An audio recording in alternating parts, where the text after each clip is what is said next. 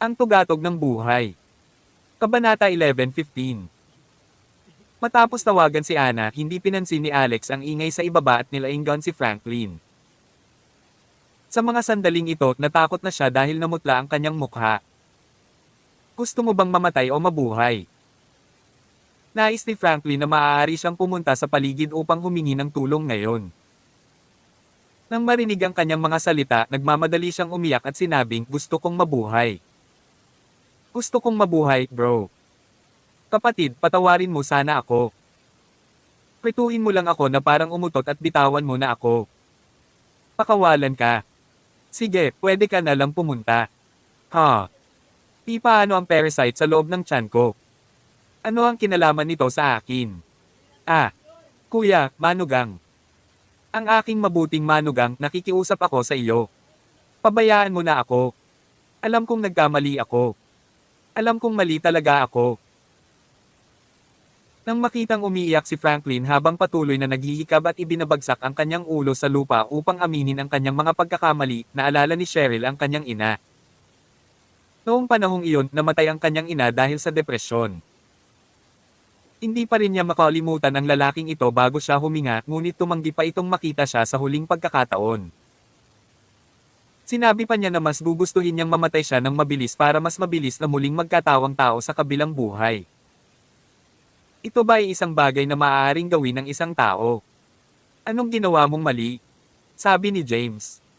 Ako ay nagkamali. Hindi ko dapat pinabayaan ang aking asawa at anak na babae. Hindi dapat ako nakipag-ilap sa iba. Hindi ako dapat kumilos sa ibaba ng moral na baseline para sa pansamantalang kasiyahan. Tatay, naparusahan na ako. That the asterisk turned around threw herself to someone else's embrave after spending all my money.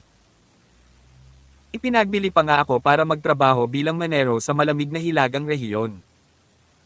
Hindi ako makabalik kahit gusto ko.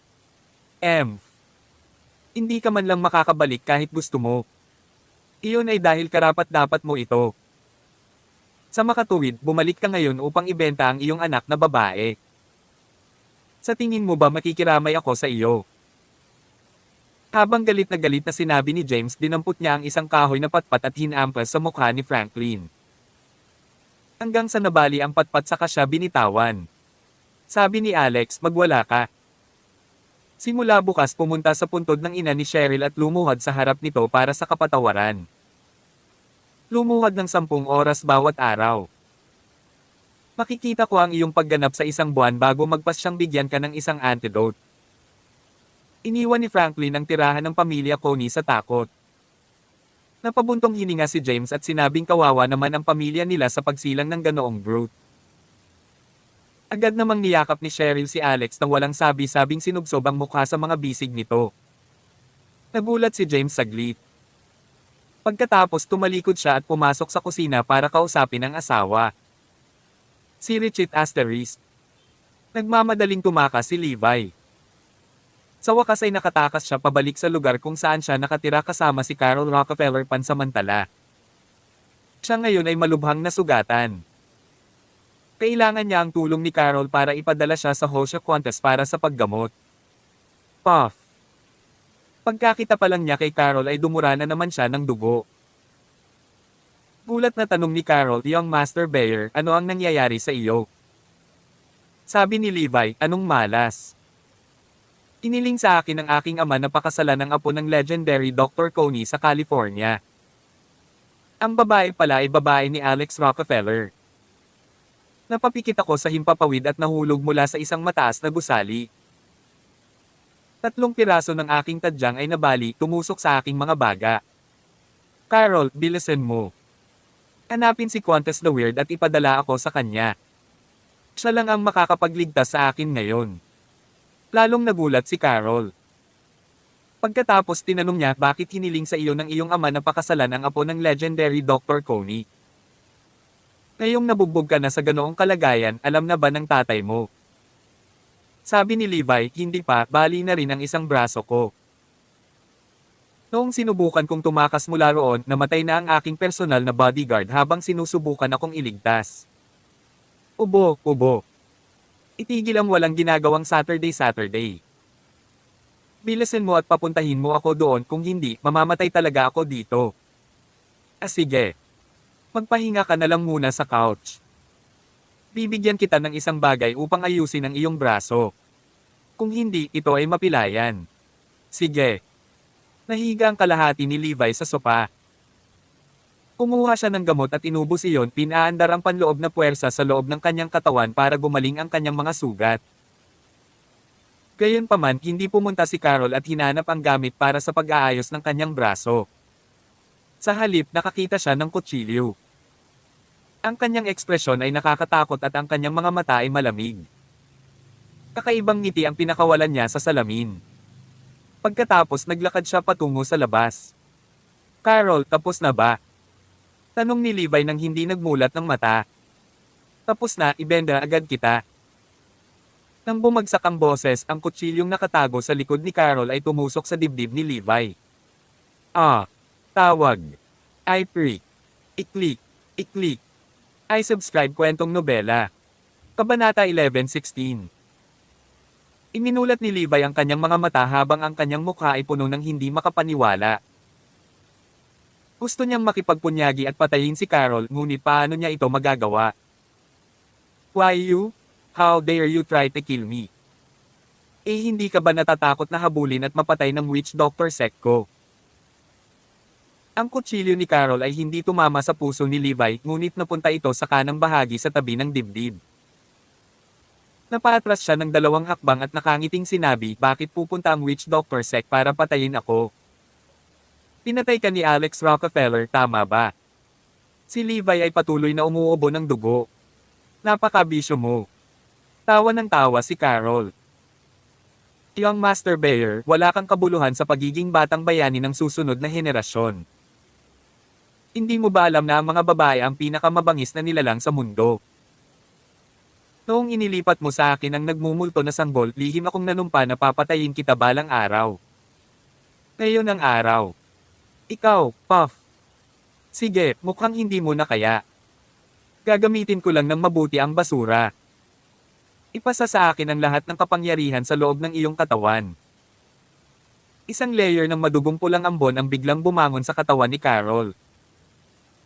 Ang kanyang buong katawan ay naglabas ng kakaibang halimuyak na para bang ito ay namumulaklak na peach blossom. Ito ang natutunan niya kay Seamus Owen, ang Peach Blossom Demon Art. Ginamit niya ang Peach Blossom Demon Art para ma-absorb din ang lahat ng cultivation base sa loob ng katawan ni Seamus. Nang maglaon, nakuha pa niya ang panloob na puwersa ng ilang iba pang mandirigma sa tulong ni Hosea. Noon lamang niya naabot ang ranggo ng mystic ng napakabilis. Ang kapangyarihan ng Peach Blossom Demon Art ay hindi bababa sa Great Star Suctioning Art. Ang mga damit ni Levi ay pinunit ni Carol. Pinalot ng madugong pulang ambon ang buong katawan niya. Pagkatapos sinunggaban agad siya ni Carol. Pagkaraan ng kalahating minuto, nagpakawala si Levi ng isang nakakatakot ngunit malungkot na dagendong. Ang Peach Blossom Demon Art Blood Call. Carol Rockefeller, mamamatay ka sa isang kakilakilabot na kamatayan. Gayunpaman, ang kanyang boses ay biglang huminto sa sandaling ito. Pagkaraan ng ilang minuto, nawala ang madugong pulang ambon. Gayunpaman, ang kapangyarihan sa loob ng katawan ni Carol ay tumaas nang ang kanyang mga mata ay naging escarlata na parang napuno ng dugo. Sa kabilang banda, ang katawan ni Levi ay naging mummified na bangkay. Si Richard Asterisk. Sa ibabang antas ng tirahan ng pamilya Coney, dali-daling lumapit si Anna Coleman para kaladkarin ang bangkay. Samantala, tuluyang kumalas si Cheryl sa pagkakayakap kay Alex. Tinawag niya ang kanyang lolo at lola sa kusina. Pag-dinner tayo. Gutom na ako. Medyo nakakadepress ang hapunan. Masasabi ni Alex na lagi nang nami-miss ni Lola Coney ang kanyang anak na si Franklin. Kaya lang masyadong kasuklam-suklam ang mga ginawa niya. Natatakot siya na baka magalit sina James at Cheryl kapag may sinabi siya. Gayunpaman, nagkusa si Alex na magsalita, Sir, ang parasite na nagpakain sa anak mo kanina ay hindi magdudulot ng anumang panganib sa kanyang buhay. Maaari ko ring alisin ang parasito. Kung tatanggalin ko man o hindi, kayo ang makakapagdesisyon. May isa pang paraan. Mapoprotektahan niya ang kanyang buhay ng walang anumang pag-aalala sa pamamagitan ng pagkonsumo ng pansamantalang panlunas bawat taon. Sabi ni James, gamitin mo na lang yung temporary antidote. Sa ganitong paraan palagi niyang maaalala na mayroong isang matalim at nakamamatay na espada na nakasabit sa itaas para maging mabuting tao siya. Nang maayos na ang usapin, nakahinga ng maluwag si Lola Connie at nagsimulang ngumiti. Pagkatapos ng hapunan, sinabi ni Alex kay James, Sir, mayroon akong medikal na isyu na kailangan mong pag-usapan ng mag-isa. Tumawa si James at sinabing, Alex, ngayon isa ka ng immortal doctor na kahit na si Wallace Yoke ay umamin ng pagkatalo. Sa larangan ng medisina, natatakot ako na hindi ako katugma sa iyo. Paano kita mabibigyan ng anumang payo? You can never say never. Ganoon din sa larangan ng medisina. Pagkatapos, ang dalawang tao ay pumasok sa pag-aaral. Walang binanggit na medical si Alex pero sinabi niya kay James ang isang bagay, Sir, I asked Darben Mikhail about one thing. Ang legacy ng Immortal Doctor, Gilherme Extraordinaire, ay nakatago sa loob ng plaque ng Ganoderma. Sir, kaya niyo pong harapin ang sarili niyo. Ano? Imposible. Saan nagmula ang iyong Immortal Doctor's legacy? Umiti nang walang pakialam si Alex. Hindi ko sinabing nakuha ko ang Immortal Doctor's legacy. Kabanata 11:17. Natigilan si James. Pagkaraan ng mahabang panahon, nag-alinlangan siya at nagtanong kung gayon paano ka. Misteryosong ngumiti si Alex. Gusto mong malaman kung paano ko natutunan ang 13 acupunctures of hell. Pagkatapos alam mo ba kung saan natutunan ng Immortal Doctor ng nakaraang henerasyon, si Gilherme Extraordinaire, ang 13 acupuncture ng impyerno? O, saan nagmula ang 13 acupuncture ng impyerno sa pamana ng Immortal Doctor? Gulat na tanong ni James, maaaring ang iyong 13 acupuncture ng impyerno ay may mas mahabang kasaysayan kaysa sa Gilherme Extraordinaires. Ikinaway ni Alex ang kanyang kamay. Walang kabuluhan na sabihin ang lahat ng ito. Ngunit ang legacy na natutunan ko talaga ay medyo nauugnay sa Immortal Doctor's legacy. Hindi ako masyadong interesado sa katayuan ng Immortal Doctor. Ngunit, Sir, kung makukuha mo ang Immortal Doctor's legacy of Gilherme Extraordinaire, ito ay magiging isang magandang bagay para sa karamihan ng mga pasyente. Mukhang excited na excited din si James. Bilang isang doktor, walang sino man ang hindi natukso ng Immortal Doctor's legacy. Gayunpaman, nag-iisip sandali si James at sinabing, Alex, matanda na ako at may isang paa sa libingan. Kahit na nakuha ko ang Immortal Doctor's legacy, hindi ito magiging kapaki-pakinabang para sa akin. Kung maaari, gusto kong subukan ito ni Cheryl. Makuha man niya o hindi, depende iyon sa swerte niya. Tumingin sa kanya si Alex at tumango. Di nagtagal, tinawag si Cheryl sa pag-aaral. Nang marinig niya ang tungkol sa bagay na iyon, hindi niya maiwasang magulat. Ang Immortal Doctor's legacy of Gilherme Extraordinaire ay nasa aming pamilya. Sinabi ni James, ang pagsubaybay sa mga ugat, ang aming Ganoderma ay talagang nilikha ng Immortal Doctor, Gilherme Extraordinaire, ilang daang taon na ang nakalilipas. Ngunit walang mga immortal na doktor para sa mga susunod na henerasyon pagkatapos ng Gilherme Extraordinaire. Noon, narinig ko ang aking master na nagsabi na ang Immortal Doctor's legacy ay hindi isang bagay na madaling makuha, ngunit nakadepende ito sa swerte at pagkakataon. Bakit walang ibang Immortal Doctor na lumabas sa Ganoderma? Sabi ni Cheryl, ngunit hindi ko pa narinig na pinag-usapan mo ito. Umiling si James at sinabing, ang Ganoderma ay dumaan ng ilang daang taon, ngunit ilang kalamidad ang naranasan nito. Lalo na noong mga taon ng digmaan noong 1800s, ito ay isang sakuna at muling pagsilang sa bawat oras. At may mga ups and downs ang Ganoderma. Sa malaking kaguluhan ng mga salungatan sa hindi mabilang na mga medikal na paaralan at mga medikal na pamilya noon, naging kapansin-pansin na ang pagiging nasa kamay ni Lolo ngayon. Ilang beses nang nagpalit ng kamay ang The Legacy's origin, ngunit matagal na itong nawala. Kung hindi ito binanggit ni Alex, hindi ko malalaman ang sekreto ng legacy na nakatago sa loob ng plaka. Nang marinig ito nina Alex at Cheryl, hindi naiwasang maalala ng mga ito ang magulong taon noon. Pinag-isipan nila ito. Ito rin ang parehong dahilan. Tanong ni Cheryl, so, Lolo. Nasaan ang plaka ngayon? Ininaan ni James ang boses habang sinasabi, nasa Puerto Rico Rainforest ang plate na iyon. Kami, mga tao ng Ganoderma, ay itinago ito sa isang tiyak na lalim ng kagubatan sa Puerto Rico sa ilalim ng mga pangyayari kung saan ang lahat ay mahirap pangalagaan. Nang ibigay sa akin ng aking amo ang Ganoderma noon, itinago ko ang plaka na iyon sa kung saan. Cheryl, matanda na si Lolo. Ipauubaya ko sa iyo ang usapin ng pamana. Alex, ang paglalakbay sa Puerto Rico Rainforest ay malayo at ito ay nasa labas din ng landas. May hiling ako. Maaari mo bang samahan si Cheryl doon at panatilihin siyang ligtas? Tumingin si Alex kay Cheryl at tumango. Siyempre, walang problema. Napangiti si James nang sumili ang hindi mahahalatang ngiti sa kanyang mga mata. Napakahalaga ng legacy ng Immortal Doctor. Mas mainam na makuha ito ng mas maaga, baka magkaroon ng mga komplikadong issue dahil sa pagkaantala. Tanong ni James, pwede ka bang pumunta doon bukas? Kung pupunta ka doon sa pamamagitan ng paglipad, maaari mong marating ang Puerto Rico sa loob ng ilang oras, ngunit kailangan mo pa ring dumaan sa maraming ruta mula sa paliparan upang makarating doon.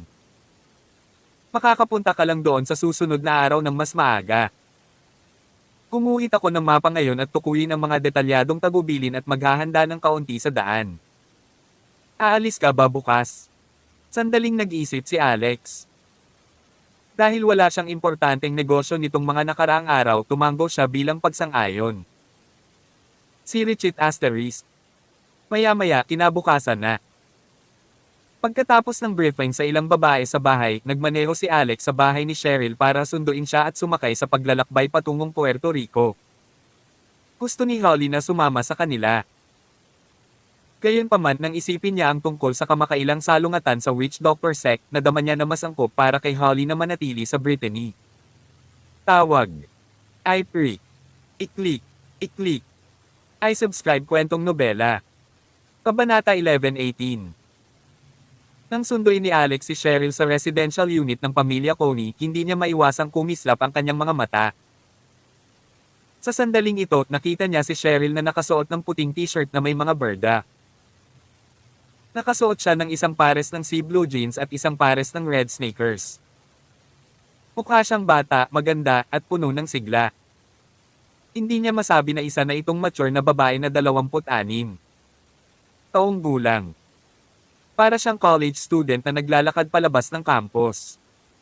Iniangat ni Alex ang kanyang ulo at sumipol. Nako, kaninong kapatid ito? Taken ka na ba?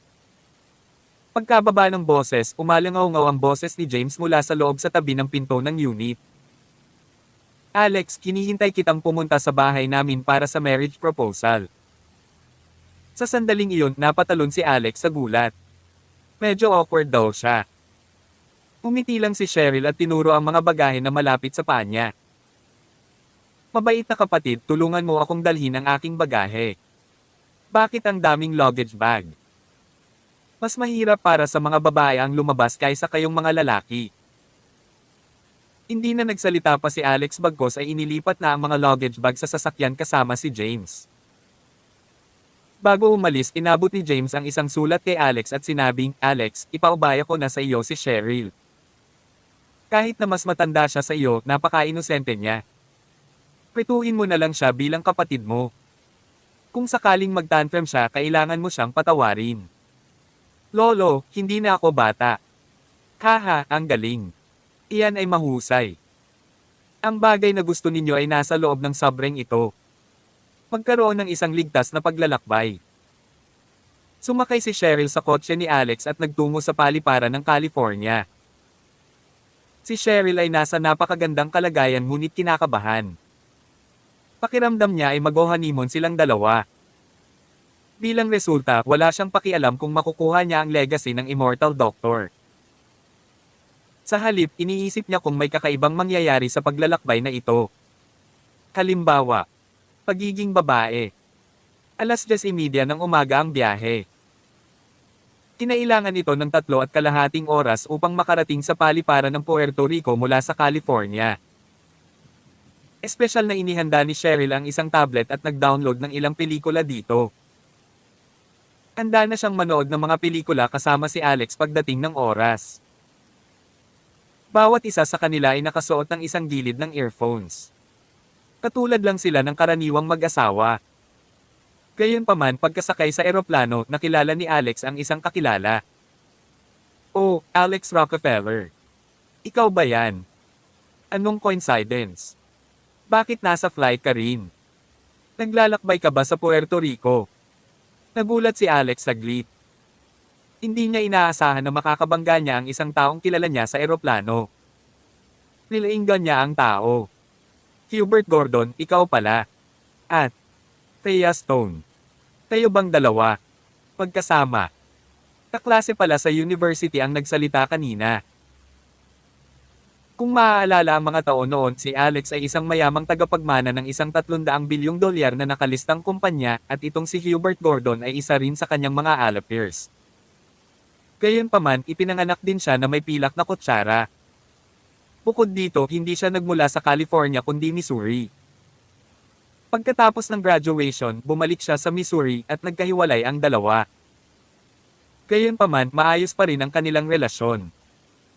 Buti na lang masama ang relasyon ng katabi niyang beauty na si Thea Stone kay Alex.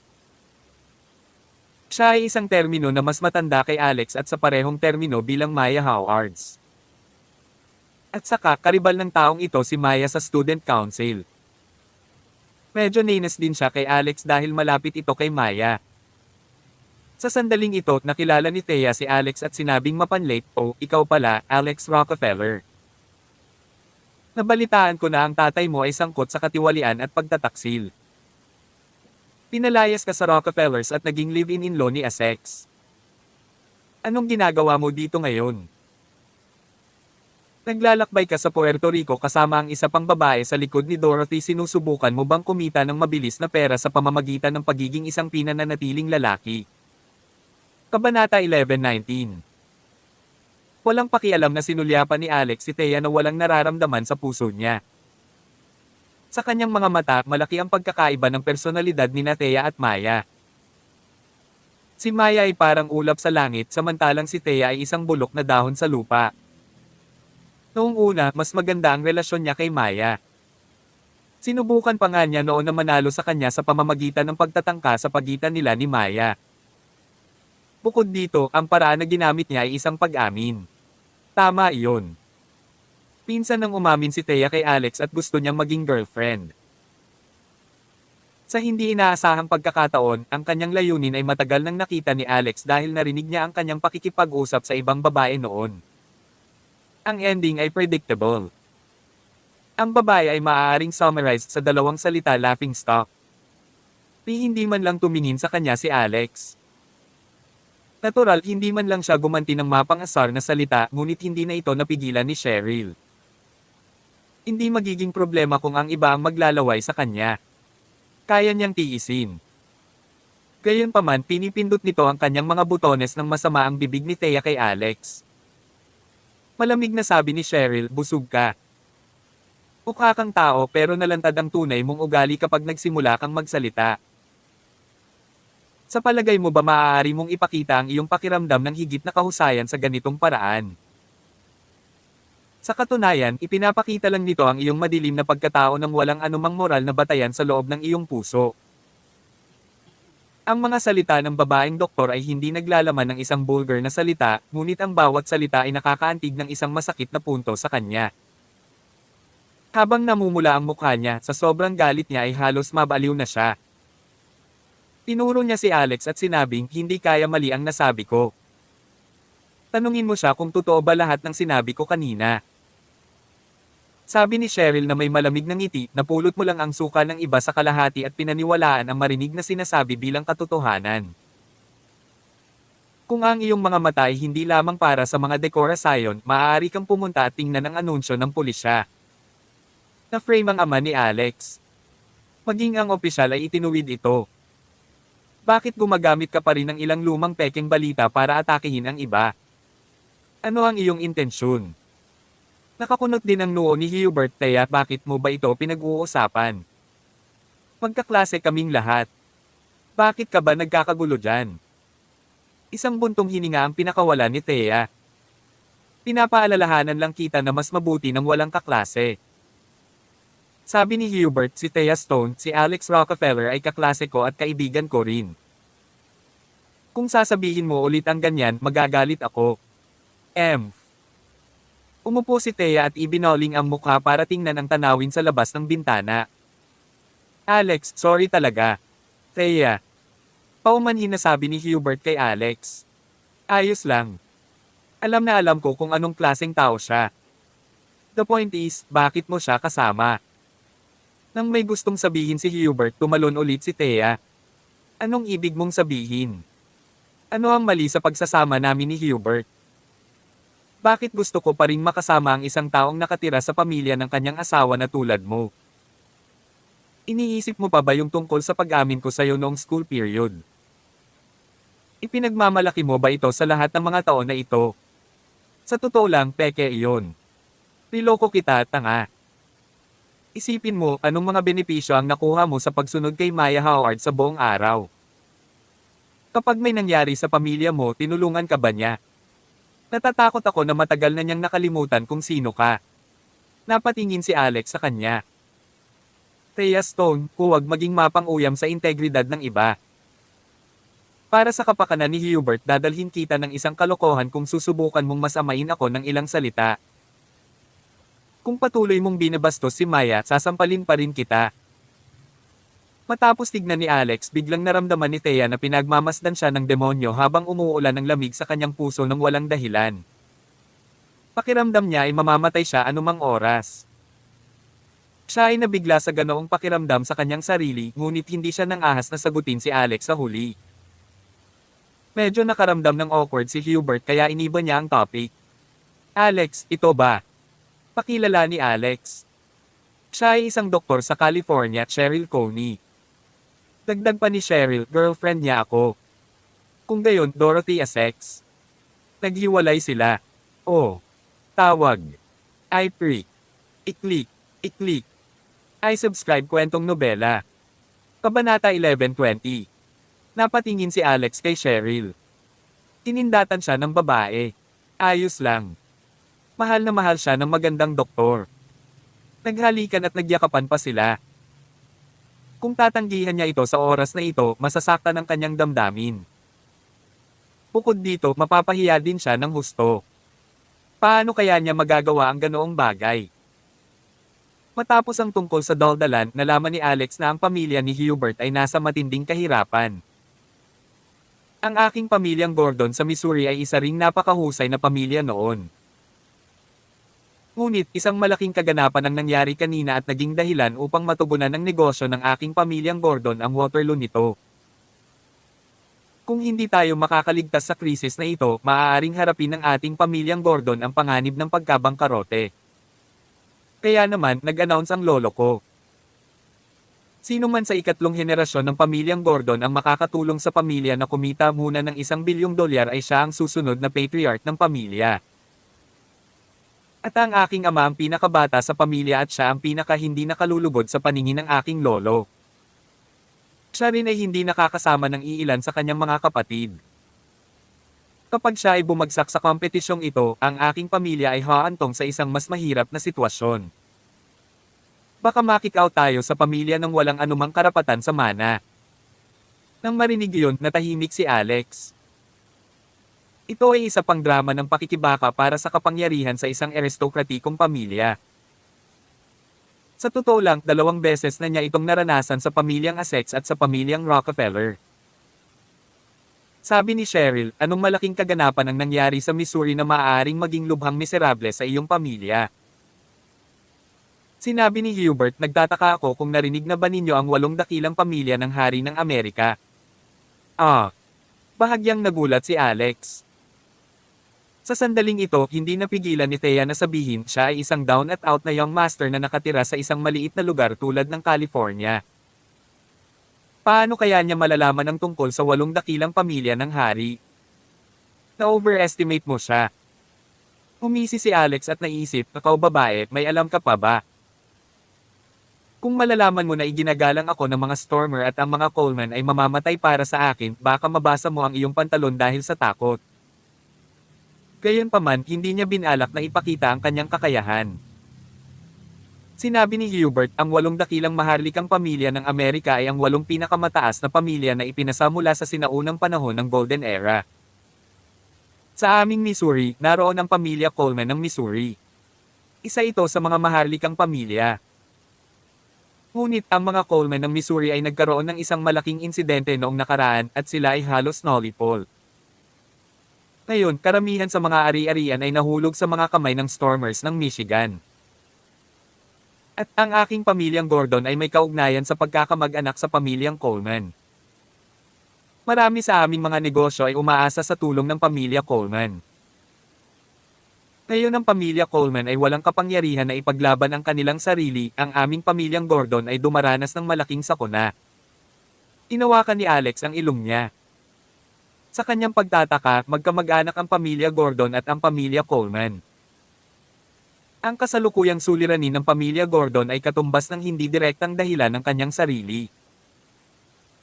Sa sandaling ito, bumulong si Hubert. Alex, alam mo ba kung paano dumanas ng matinding pagkalugi ang pamilya Coleman? Nabalitaan ko na may nagpakitang Master Rockefeller sa iyong California. O di ba pareho pa nga siya ng apelyido mo?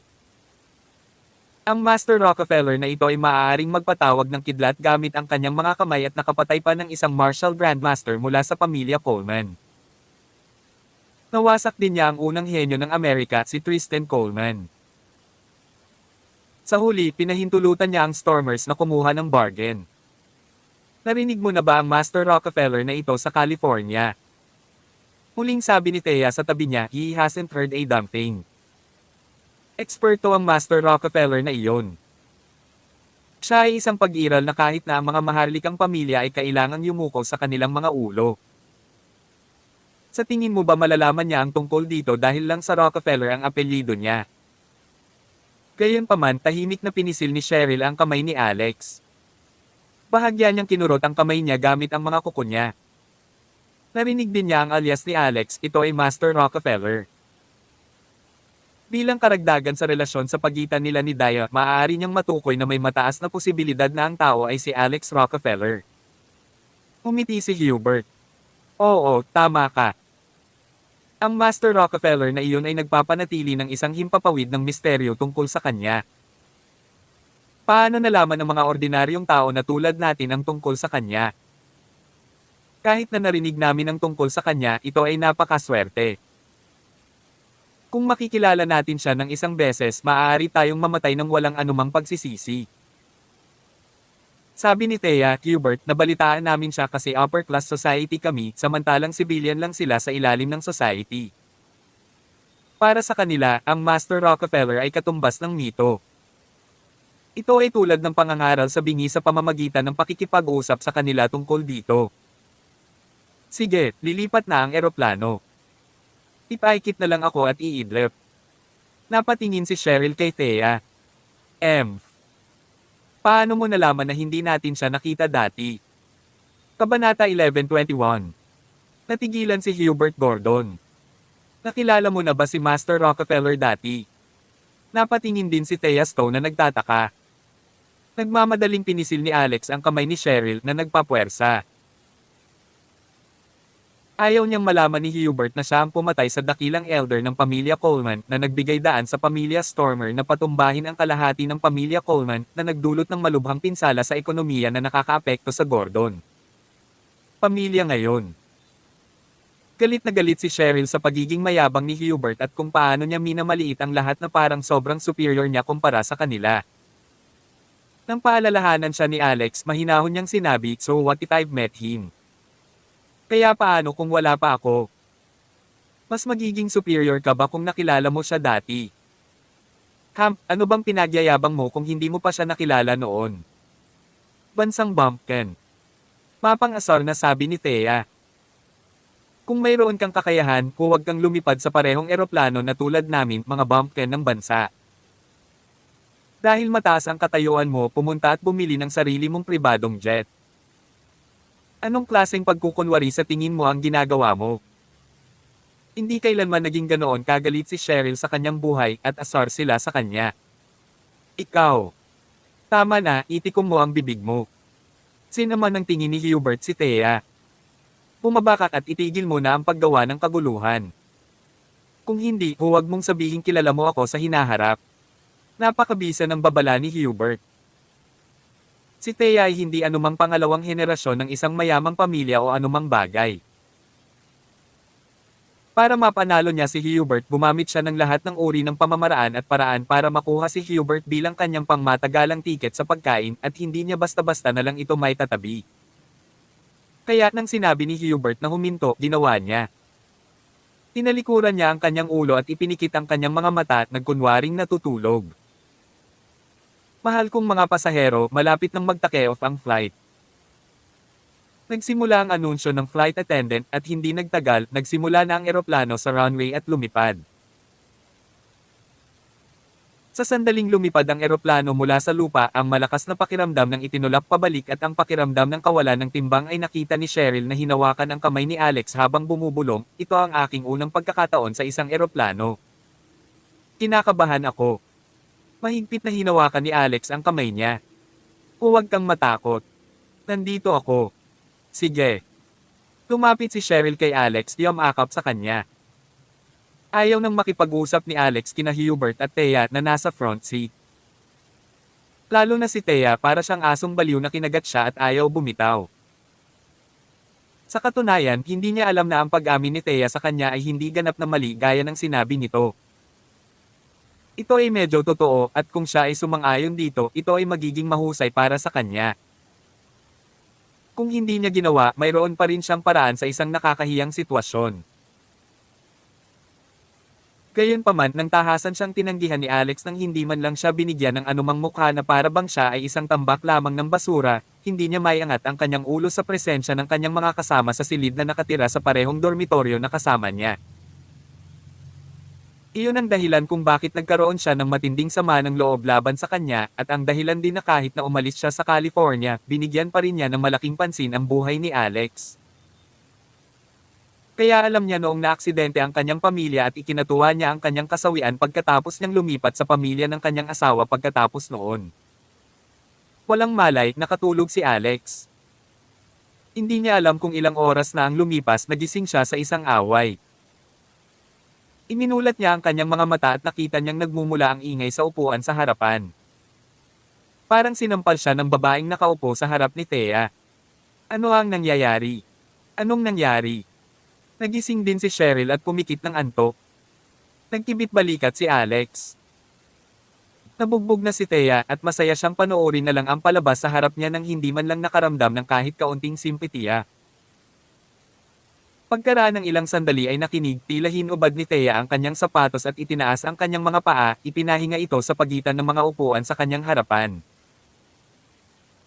Sa huli, malamang na nakatulog ang babaeng nasa harapan at ang mukha nito ay bumagsak sa mabahong paa ni Thea nang tumagilid ang ulo ng babae. Nang magising ang babae ay sumabog ito sa galit. Umiling si Cheryl.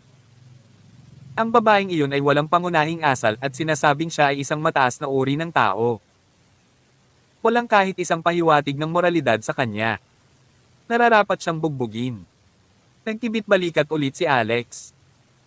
Ang atensyon niya ay nasa babaeng sumampal kay Thea.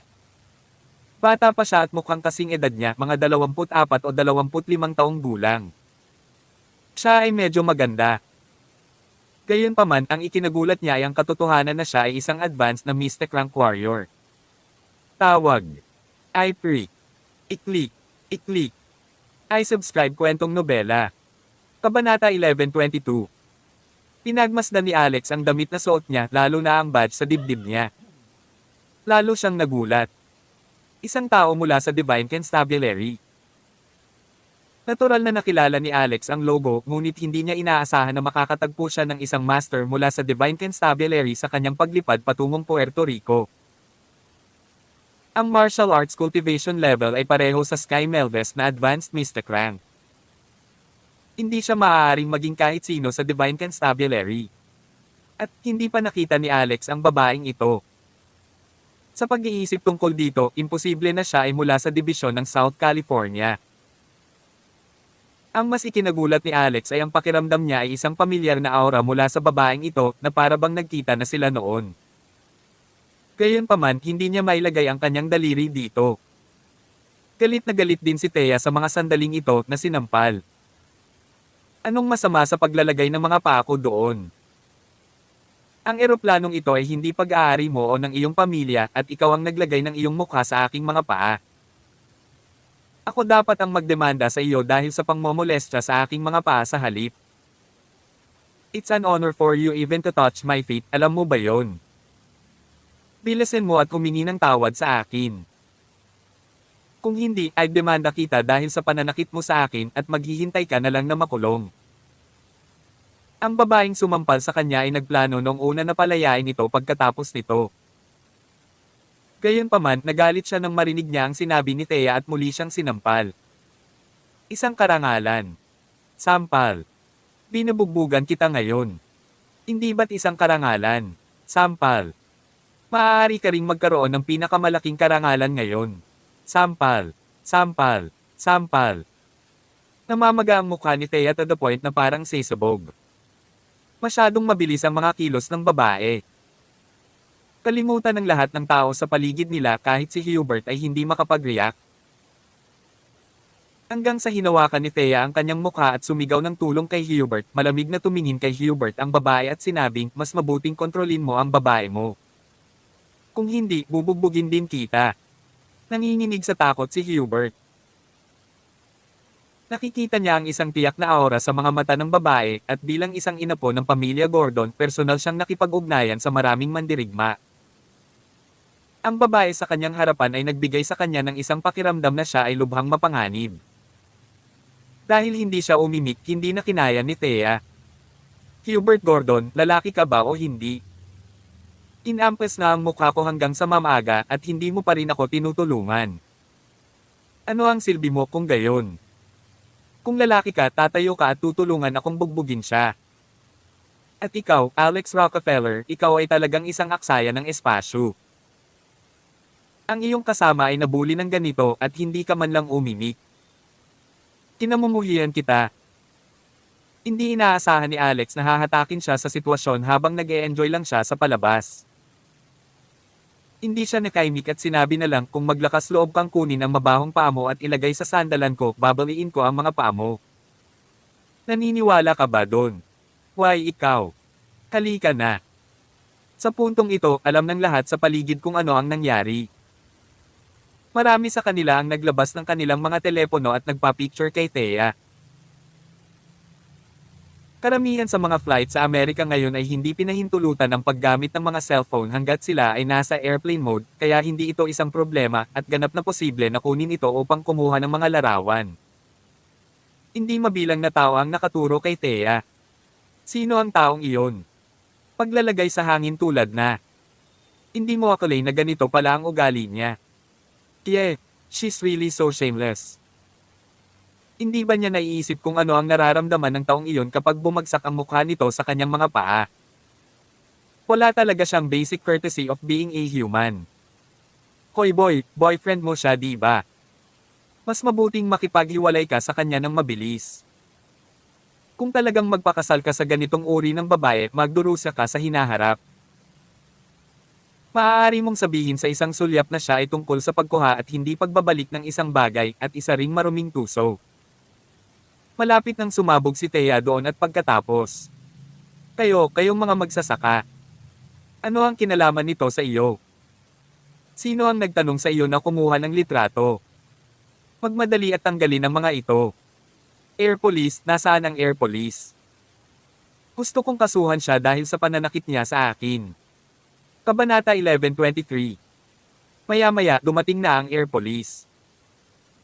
Itinaas ni Thea Stone ang kanyang ulo at muling naging mayabang dahil hinubad lamang niya ang kanyang sapatos at inilagay sa sandalan ng upuan sa kanyang harapan. Sa karamihan, siya ay sinasabing hindi sibilisadong pag-uugali, habang ang babae ay sinampal siya ng 7 hanggang 8 beses na lumalabag sa batas. Sa suporta ng pamilyang Gordon ng Missouri, madali niyang maipapadala ang bitik na iyon sa kulungan. Anong kalokohan ang ginagawa niyo? Bakit ang tagal mo? Nagbayad ako ng pera para sa aking tiket sa eroplano at ngayon ay seryosong nanganganib ang aking kaligtasan. Tingnan mo ang mukha ko na sample ako at literal na mukha akong baboy ngayon. Bilisin mo at arestuhin itong marahas na taong bumubugbog sa mga tao. Umiling si Alex biglang nakaramdam ng kalungkutan para sa katawa-tawang babaeng ito na nagngangalang Thea Stone. Hindi niya alam kung sino ang kakalabanin niya. Sa buod, ito ay isang hanggal na nabuhay sa kanyang mundo at ibinaon ang kanyang sarili sa kanyang ulo, lalo na ang pakiramdam tungkol sa kanyang sarili. Sa huli, wala ni isang nangyari sa umatake sa kanya. Samantala, binigyan ng matinding babala si Thea dahil sa kanyang hindi sibilisadong pag-uugali at napilitang maupo sa harap na hanay kasama ang isa sa mga air police sa tabi niya. Katumbas ito ng pag-upo sa kulungan para sa natitirang 2 oras ng biyahe para kay Thea. Umarap si Alex kay Hubert at sinabing, itong Thea ay talagang hindi bagay sa iyo. Mukhang nahihiya si Hubert ngunit hindi ito umimik. Hindi na nagalok ng anumang payo si Alex sa kanya. Kapag ang mga damdamin ay nasasangkot, ang mga taong nasasangkot lamang ang nakakaalam tungkol dito. Gayunpaman, sa wakas ay nalaman ni Alex ang dahilan kung bakit pupunta si Hubert sa Puerto Rico. Ang negosyo ng pamilya Gordon ay kasangkot din sa cosmeceutical. Ang cosmeceutical brand na inoperahan nila bago ito ay isang uri ng immunization medicine at may karapatan lang silang pamahalaan ito dahil sa pamilyang Coleman ng Missouri. Gayunpaman, ang bahaging ito ng negosyo ay nahulog na ngayon sa mga kamay ng pamilya Stormer ng Michigan. Nais ng pamilya Gordon na ipagpatuloy ang pagpapatakbo nito kaya kailangan nilang kumuha ng bagong autorisasyon ng hiwalay. Sa kabilang banda, nalaman ni Hubert na kamakailan ay naglunsad ng bagong produkto ang manufacturer ng immunization medicine kaya naman nagmamadaling bumiyahe sina Hubert at Thea papuntang Puerto Rico. Nagkataon namang papunta si Hubert sa lugar na pansamantalang titigil sa gabi nina Alex at Cheryl. Ito ay isang lugar sa panloob na bahagi ng Puerto Rico na kailangan nilang daanan upang makapasok sa rainforest sa kanlurang bahagi. Ito rin ang tanging pamilihang bayan sa loob ng 100 milya mula sa lokal na lugar. Higit sa lahat, nakapag-ayos na si Hubert ng isang helicopter. Pagdating nila sa airport, lilipat sila sa helicopter para direktang lumipad sa isang maliit na bayan na tinatawag na Morro. Maginhawa ito para kina Alex at Cheryl. Hindi nila kailangang magdusa sa malubak na kalsada na kailangang daanan ng kotse para makaakyat sa mga bundok. Si Richie Asterisk. 2:30 na ng hapon nang dumating ang eroplano sa destinasyon nito. Napansin ni Alex na nasa telepono ang babae mula sa Divine Constabulary. Malapit na ako. Bago ako makipagkita sa inyo, huwag kayong padalos-dalos at subaybayan lang ng mabuti. Mahina siyang nagsalita, ngunit hindi ito nakaligtas sa pandinig ni Alex. Obviously, nandito siya sa isang misyon. Tila naramdaman niya ang nakatutok na titig ni Alex sa kanya at tinapunan niya ito ng malamig na tingin. Makalipas ang 1 segundo, nasa labas na siya ng eroplano, nasa telepono pa rin. Nang mangyari ang paglipat sa helicopter, medyo nalungkot si Thea. Ano? Nakasakay din silang dalawa sa helicopter. Niloloko mo ba ako? Koy Alex, ano ba kasing pinuntan yung dalawa dito? Kabanata 11:23. Maya-maya, dumating na ang air police. Itinaas ni Thea Stone ang kanyang ulo at muling naging mayabang dahil hinubad lamang niya ang kanyang sapatos at inilagay sa sandalan ng upuan sa kanyang harapan. Sa karamihan, siya ay sinasabing hindi sibilisadong pag-uugali habang ang babae ay sinampal siya ng 7 hanggang 8 beses na lumalabag sa batas. Sa suporta ng pamilyang Gordon ng Missouri, madali niyang maipapadala ang bitik na iyon sa kulungan. Anong kalokohan ang ginagawa niyo? Bakit ang tagal mo? Nagbayad ako ng pera para sa aking tiket sa eroplano at ngayon ay seryosong nanganganib ang aking kaligtasan. Tingnan mo ang mukha ko na sample ako at literal na mukha akong baboy ngayon. Bilisin mo at arestuhin itong marahas na taong bumubugbog sa mga tao. Umiling si Alex biglang nakaramdam ng kalungkutan para sa katawa-tawang babaeng ito na nagngangalang Thea Stone. Hindi niya alam kung sino ang kakalabanin niya. Sa buod, ito ay isang hanggal na nabuhay sa kanyang mundo at ibinaon ang kanyang sarili sa kanyang ulo, lalo na ang pakiramdam tungkol sa kanyang sarili. Sa huli, wala ni isang nangyari sa umatake sa kanya. Samantala, binigyan ng matinding babala si Thea dahil sa kanyang hindi sibilisadong pag-uugali at napilitang maupo sa harap na hanay kasama ang isa sa mga air police sa tabi niya. Katumbas ito ng pag-upo sa kulungan para sa natitirang 2 oras ng biyahe para kay Thea. Umarap si Alex kay Hubert at sinabing itong Thea ay talagang hindi bagay sa iyo. Mukhang nahihiya si Hubert ngunit hindi ito umimik. Hindi na nagalok ng anumang payo si Alex sa kanya. Kapag ang mga damdamin ay nasasangkot, ang mga taong nasasangkot lamang ang nakakaalam tungkol dito. Gayunpaman, sa wakas ay nalaman ni Alex ang dahilan kung bakit pupunta si Hubert sa Puerto Rico. Ang negosyo ng pamilya Gordon ay kasangkot din sa cosmeceutical. Ang cosmeceutical brand na inoperahan nila bago ito ay isang uri ng immunization medicine at may karapatan lang silang pamahalaan ito dahil sa pamilyang Coleman ng Missouri. Gayunpaman, ang bahaging ito ng negosyo ay nahulog na ngayon sa mga kamay ng pamilya Stormer ng Michigan. Nais ng pamilya Gordon na ipagpatuloy ang pagpapatakbo nito kaya kailangan nilang kumuha ng bagong autorisasyon ng hiwalay. Sa kabilang banda, nalaman ni Hubert na kamakailan ay naglunsad ng bagong produkto ang manufacturer ng immunization medicine kaya naman nagmamadaling bumiyahe sina Hubert at Thea papuntang Puerto Rico. Nagkataon namang papunta si Hubert sa lugar na pansamantalang titigil sa gabi nina Alex at Cheryl. Ito ay isang lugar sa panloob na bahagi ng Puerto Rico na kailangan nilang daanan upang makapasok sa rainforest sa kanlurang bahagi. Ito rin ang tanging pamilihang bayan sa loob ng 100 milya mula sa lokal na lugar. Higit sa lahat nakapag-ayos na si Hubert ng isang helicopter. Pagdating nila sa airport, lilipat sila sa helicopter para direktang lumipad sa isang maliit na bayan na tinatawag na Morro. Maginhawa ito para kina Alex at Cheryl. Hindi nila kailangang magdusa sa malubak na kalsada na kailangang daanan ng kotse para makaakyat sa mga bundok. Si Richit Asteris. 2:30 na ng hapon nang dumating ang eroplano sa destinasyon nito. Napansin ni Alex na nasa telepono ang babae mula sa Divine Constabulary. Malapit na ako. Bago ako makipagkita sa inyo, huwag kayong padalos-dalos at subaybayan lang ng mabuti. Mahina siyang nagsalita, ngunit hindi ito nakaligtas sa pandinig ni Alex. Obviously, nandito siya sa isang misyon. Tila naramdaman niya ang nakatutok na titig ni Alex sa kanya at tinapunan niya ito ng malamig na tingin. Makalipas ang 1 segundo, nasa labas na siya ng eroplano, nasa telepono pa rin. Nang mangyari ang paglipat sa helicopter, medyo nalungkot si Thea. Ano? Nakasakay din silang dalawa sa helicopter. Niloloko mo ba ako? Hoy Alex, ano ba kasing pinuntan yung dalawa dito?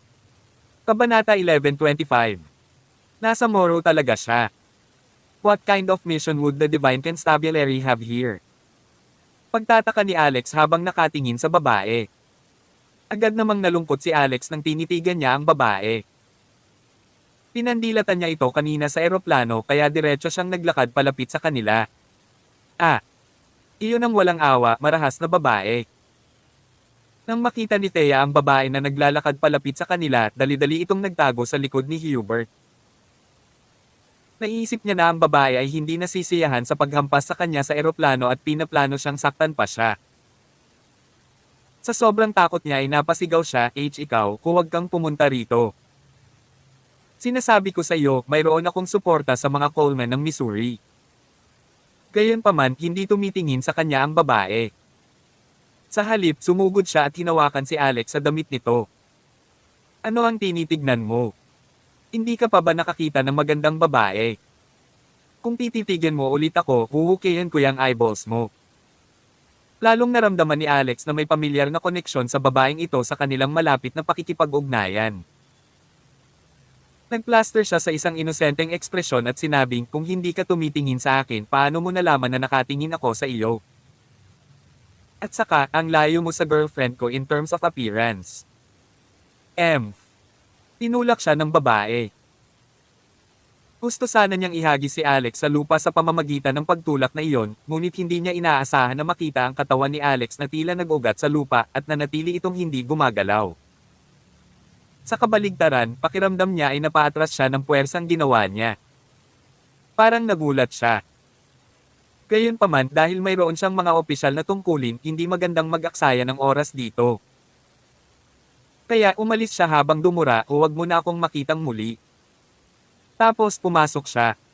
Umiti si Thea. Nang makita niyang hinawakan ng babae ang kamisete ni Alex na para bang sasampalin niya ito, medyo natuwa siya. Ngunit hindi niya inaasahan na hindi siya nabugbog sa huli at nakaramdam ng labis na pagkabigo. Hindi mo pa rin binago ang pabago-bagong ugali mo, Alex. Mayroon ka ng isang babae na kasing ganda ng Jade sa iyong tabi, ngunit nakatitig ka pa rin sa ibang mga babae. Hindi ka ba nahihiya? Sinadya niyang pukawin ang bulo sa relasyon ni na Alex at Cheryl. Hindi mo kailangang pakialaman ang aking mga gawain. Pagkatapos nilainggan niya si Hubert at sinabing, "Tawagan mo ako kapag pupunta ka sa Golden Tower mamayang gabi." Nagulat si Hubert. "Gusto mong magsugal, Alex?" Umiling si Alex. Ang kaayusan ng publiko sa paligid ng lugar na ito ay magulo at magiging mas malala pa sa isang lugar tulad ng Golden Tower. Sasamahan kita para alagaan kita. Isa pa dahil bihira ang pumunta sa ganitong uri ng lugar at mas bihira pa ang makakita ng kasino dito, dapat ko ring samantalahin ang pagkakataong tumingin sa paligid. Agad nang umiti si Hubert at sinabing, "Salamat, Alex." Napangiti si Alex. May isa pang dahilan kung bakit niya ito ginagawa. Ang babae mula sa Divine Constabulary ay narito lamang sa bayang ito para sa isang misyon at malamang nakasama nito ang Golden Tower. Kung hindi, ano pa ang nariyan upang mahuli sa isang mapanglo na lugar? Si Richit Asterisk. Ang ina ito ay iba sa mga ordinaryong hotel at ganap itong gawa sa kawayan at kahoy. Nang pumasok sila sa loob, naglabas ito ng pakiramdam na parang pumasok sila sa video game, Alamat ng Espada at Diwata. Gayunpaman, ito ay napakalinis at hindi lamang may mga bulaklak at iba pang mga halaman, mayroon ding isang malaking fish pond sa harapan ng bakuran. Sa isang hangganang bayan na tulad nito, ang mga lupain ay sagana at medyo mura. I'm not familiar with the living culture here, and I was afraid to be alone, kaya nag-book lang ako ng isang room para sa amin nung nag-book ako. Mahinang boses na sabi ni Cheryl kay Alex, sabay akyat ni Hubert at Thea sa second floor. Habang sinasabi niya iyon, kinakabahan niyang pinulupot ang kanyang damit kasing pula ng kamatis ang mukha. Pero, sweet ang room na nabook ko. Tumango si Alex. Tama ang ginawa mo. Kinagat ni Cheryl ang kanyang matambok na pulang labi at binigyan siya ng isang nahihiyang tingin habang iniisip niya sa kanyang sarili, "So pareho ka rin ng ideya. Kung alam ko iyon, ipaubaya ko na sa iyo ang bukang." Gayunpaman, nagpatuloy si Alex, "Natatakot ako na hindi magiging mapayapa dito." "Ha? Anong ibig mong sabihin? Pumasok na tayo bago tayo mag-usap." Pagpasok nila, natulala sila. Malaki ang labas ng ina, may fish pond na parang marunong lumangoy dito.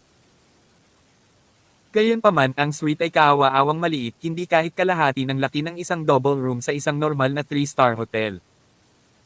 So-called suite lang ang kwarto dahil may nakadikit na banyo. Kung hindi dahil sa suite na may banyo, kailangan nilang magtungo sa pampublikong banyo kapag tinawag ng kalikasan.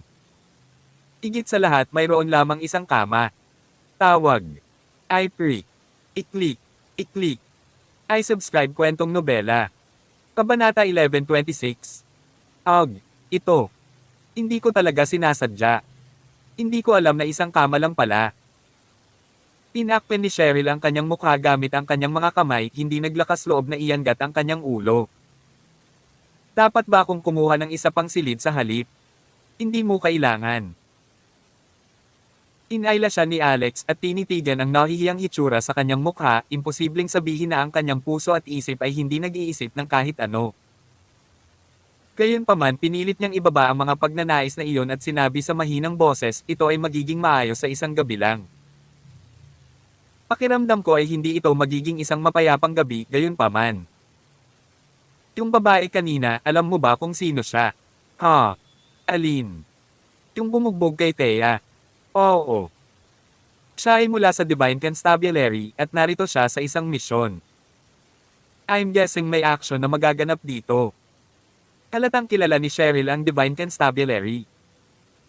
Nakatagpo niya sila noong Triangle River Delta Medical Exchange.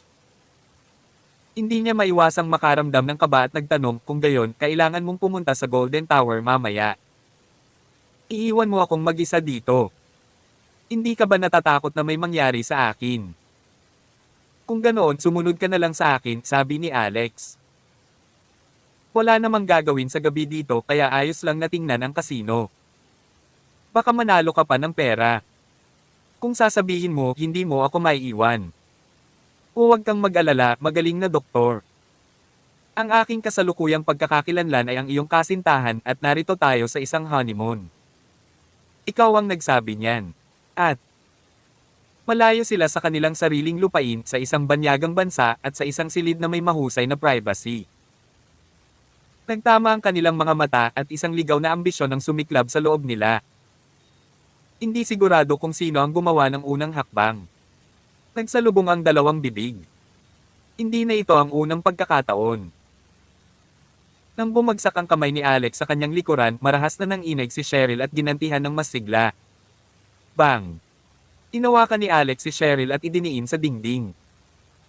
Sa hindi inaasahang pagkakataon, isang boses ng babae ang nanggaling sa kabilang linya. Past daylight pa. Maaari mo bang itago ito at huminto sandali? F***. Nang marinig nila ang boses, ito pala ang babae mula sa Divine Constabulary. Agad naman itong pinutol ni Cheryl. Sa pag-iisip tungkol sa kung paanong ang gusali ay gawa sa kahoy at may mahinang sound insulation, hindi na niya nakayanang magpatuloy pa at itinulak si Alex palayo at mahinang sinabing, ay, kailangan kong pumunta sa banyo. Hindi siya naintindihan ni Alex kaya agad niya itong binuhat at tumakbo sa banyo. Nang magpapatuloy na sana siya, sa wakas ay sinabi ni Cheryl, hindi iyon ang ibig kong sabihin. Ako. Gusto kong maligo. Yung babaeng katabi kaya. Kaya kalimutan mo na lang. Malungkot na lumabas ng banyo si Alex. Lalong nanlumo ang ekspresyon niya. Tumingin siya sa dingding na konektado sa susunod na silid at pinayagan ang isang espiritual na kamalayan na dumaloy dito. Hindi niya inaasahan na naliligo rin ang babae. Nakatingin sa kawalan si Alex. Ang ganda ng hubog ng katawan. Gayunpaman sa parehong sandali, ang babae ay tila namulat sa kanyang titig at bigla itong kumuha ng isang tore upang ibalot ang sarili. Laminggalinga siya sa paligid, hinahanap kung saan nanggagaling ang pakiramdam na pinagmamasdan siya. FC, ang kanyang mga perception ay napakatalam. Nagulat si Alex at nagmamadaling binawi ang kanyang espiritual na kamalayan. Sa isang kisap mata, 8:00 na ng gabi. Dumating si Hubert para kunin si Alex at sa simula, hindi pupunta si Thea sa Golden Tower, ngunit nang malaman niyang pupunta si Cheryl, ayaw niyang siya lang ang nananatili sa sirang ina ito, lalo na't siya ay isang babae. Kaya nagpa siya din siyang sumama. 8:30, nakarating silang apat sa Golden Tower. Kabanata 11:27. Pagtapak nila sa Golden Tower, nakita nila ang napakagandang palamuti sa loob. Ito ay napakatalino at maliwanag hanggang sa punto na halos mabulag nila ang mga mata ng mga taong pumasok. Madami ding tao ang papasok at alis. Maliban sa ilang nakasuot ng mga lokal na damit na istilong etniko, karamihan sa kanila ay mga sugarol mula sa ibang bansa. Saan ka galing at sino ang nagpakilala sa iyo sa lugar na ito? May 2 alagad na nagbabantay sa pintuan. Nang makita nila ang grupo ng 4 at ang katotohanan na sila ay hindi pamilyar na mga mukha, pinigilan sila ng mga alagad at nagtanong. Pagkatapos nilang magtanong, nagulat sila sa hitsura ni Cheryl. Parehong nakatutok ang kanilang mga mata sa magandang doktor at halos maglalaway na sila. Naguguluhan si Cheryl. Ito ang unang pagkakataon na nakarating siya sa ganitong lugar at hindi siya komportable. Kung hindi lang hawak ni Alex ang kamay niya, matagal na niya itong itinaas dito sa takot. Nagmamadali siyang nagtago sa likod ni Alex. Si Thea naman, nagselos siya. Pakiramdam niya ay may masamang lasa ang 2 disipulo sa mga babae. Isa rin siyang magandang babae kung tutuusin. Kumusta mga ginoo? Ako si Hubert Gordon mula sa Gold Mountain Group ng Missouri.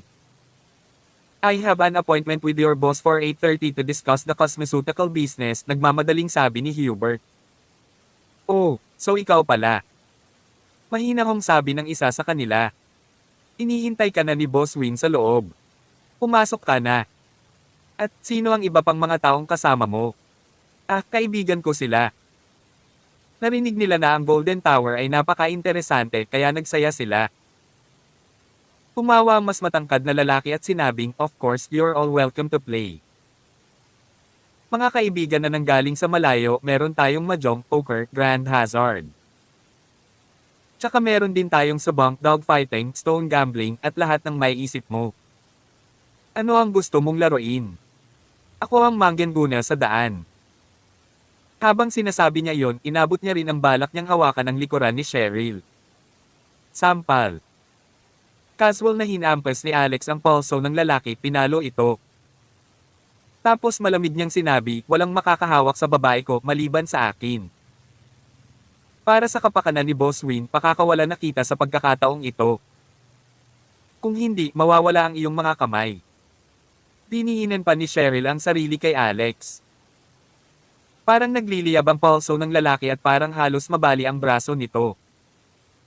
Namumula siya sa galit at binigyan si Alex ng masamang tingin. Gayunpaman tila nababahala siya at wala nang nagawa pa pagkatapos noon. Maya-maya ay pumasok si Hubert mag-isa para makipagkita kay Boss Win dahil sinabi ng isa sa mga alagad na pinayagan lang ni Boss Win si Hubert na makipagkita sa kanya. Bagamat medyo nag-aalala si Alex, sinabi ni Hubert na walang mangyayari kaya maaari na lang siyang maghintay sa labas para sa kanya.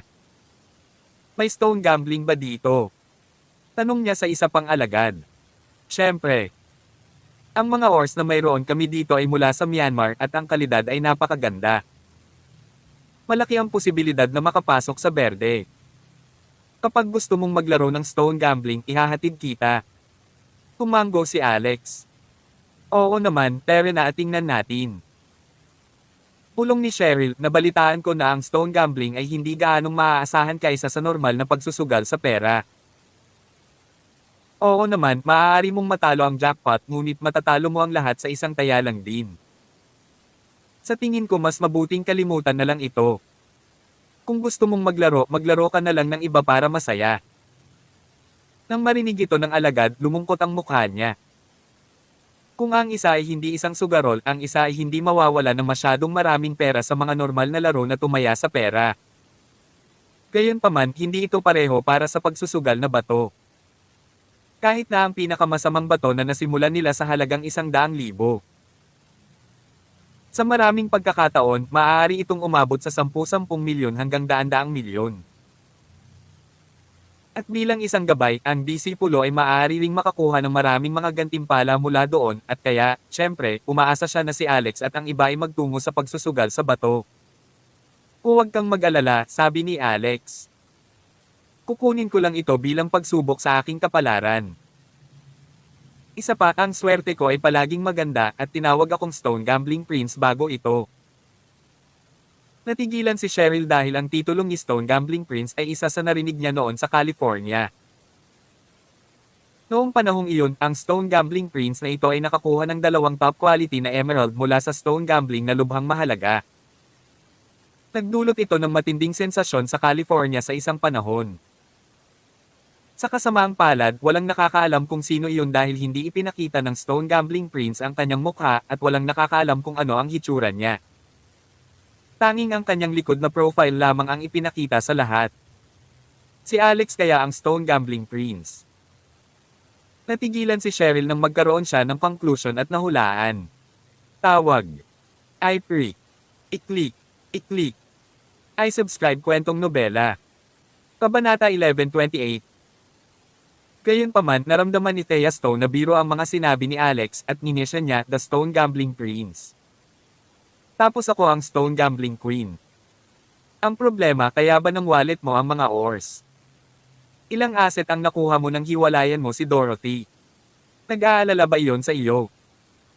Kinayla ni Alex si Cheryl at dirdiretsong naglakad patungo sa Stone Gambling area. Nasa ground floor iyon. Tinadyakan ni Thea ang kanyang mga paa. Talagang wala siyang gana na sundan sila, ngunit wala siyang ibang kakilala sa Golden Tower, at naramdaman niya ang mga tingin ng maraming tao sa paligid niya, na nakatingin sa kanya na para siyang tupa na handang katayin. Nagbigay ito ng creepy vibe sa kanya, kaya sa huli, nagmamadali siyang sumunod sa kanila. She comforted herself in her heart, mapapanood ko na lang silang magpakatanga. Anong cheater si T-Stone Gambling Prince? Mas mabuti kung mawala sa kanya ang lahat, pati na ang kanyang damit na panloob. Nalaman nilang mas malaki ang ground floor kaysa sa inaasahan nila pagkapasok nila, at mas marami rin ang tao kaysa sa inaasahan. Oh my God, hindi mo talaga masasabi sa labas na napakalaki ng lugar sa loob. Gulat na bulalas ni Cheryl. Nagulat din si Alex. Kahit papaano ay ipinaliwanag nito ang isang bagay, na si Boss Win ay isang makapangyarihang tao. Nagawa niyang maakit ang napakaraming tao sa ganitong uri ng tiwangwang na lugar, kung saan kahit ang transportasyon ay hindi maginhawa. Ang kanyang mga kakayahan ay hindi dapat maliitin. Gayunpaman, nang makarating siya doon, nagsimula siyang mag-isip muli sa kanyang mga iniisip. Siya ngayon ay nasa Divine Transcendence Realm, at mayroon siyang espiritual na kamalayan na maaaring nakakakita ng mga bagay sa likod ng isang pader. Hindi siya sigurado kung ang kakayahang ito ay nakakakita din sa mga ores upang tingnan ang loob nito. Ito ay naging lubhang mahirap. Kahit na ang kanyang espiritual na kamalayan ay maaaring tumagos sa panlabas na layer ng bato dahil ang buong bato ay isang solidong bagay, ang kanyang espiritual na kamalayan ay hindi maaaring gawin ang bagay sa loob nito. Gayunpaman, mayroon pa rin siyang third eye mula sa Ultimate Book of Medicine. Nang pagsamahin niya ang dalawang kasanayan, isang kakaibang eksena ang lumitaw sa susunod na sandali.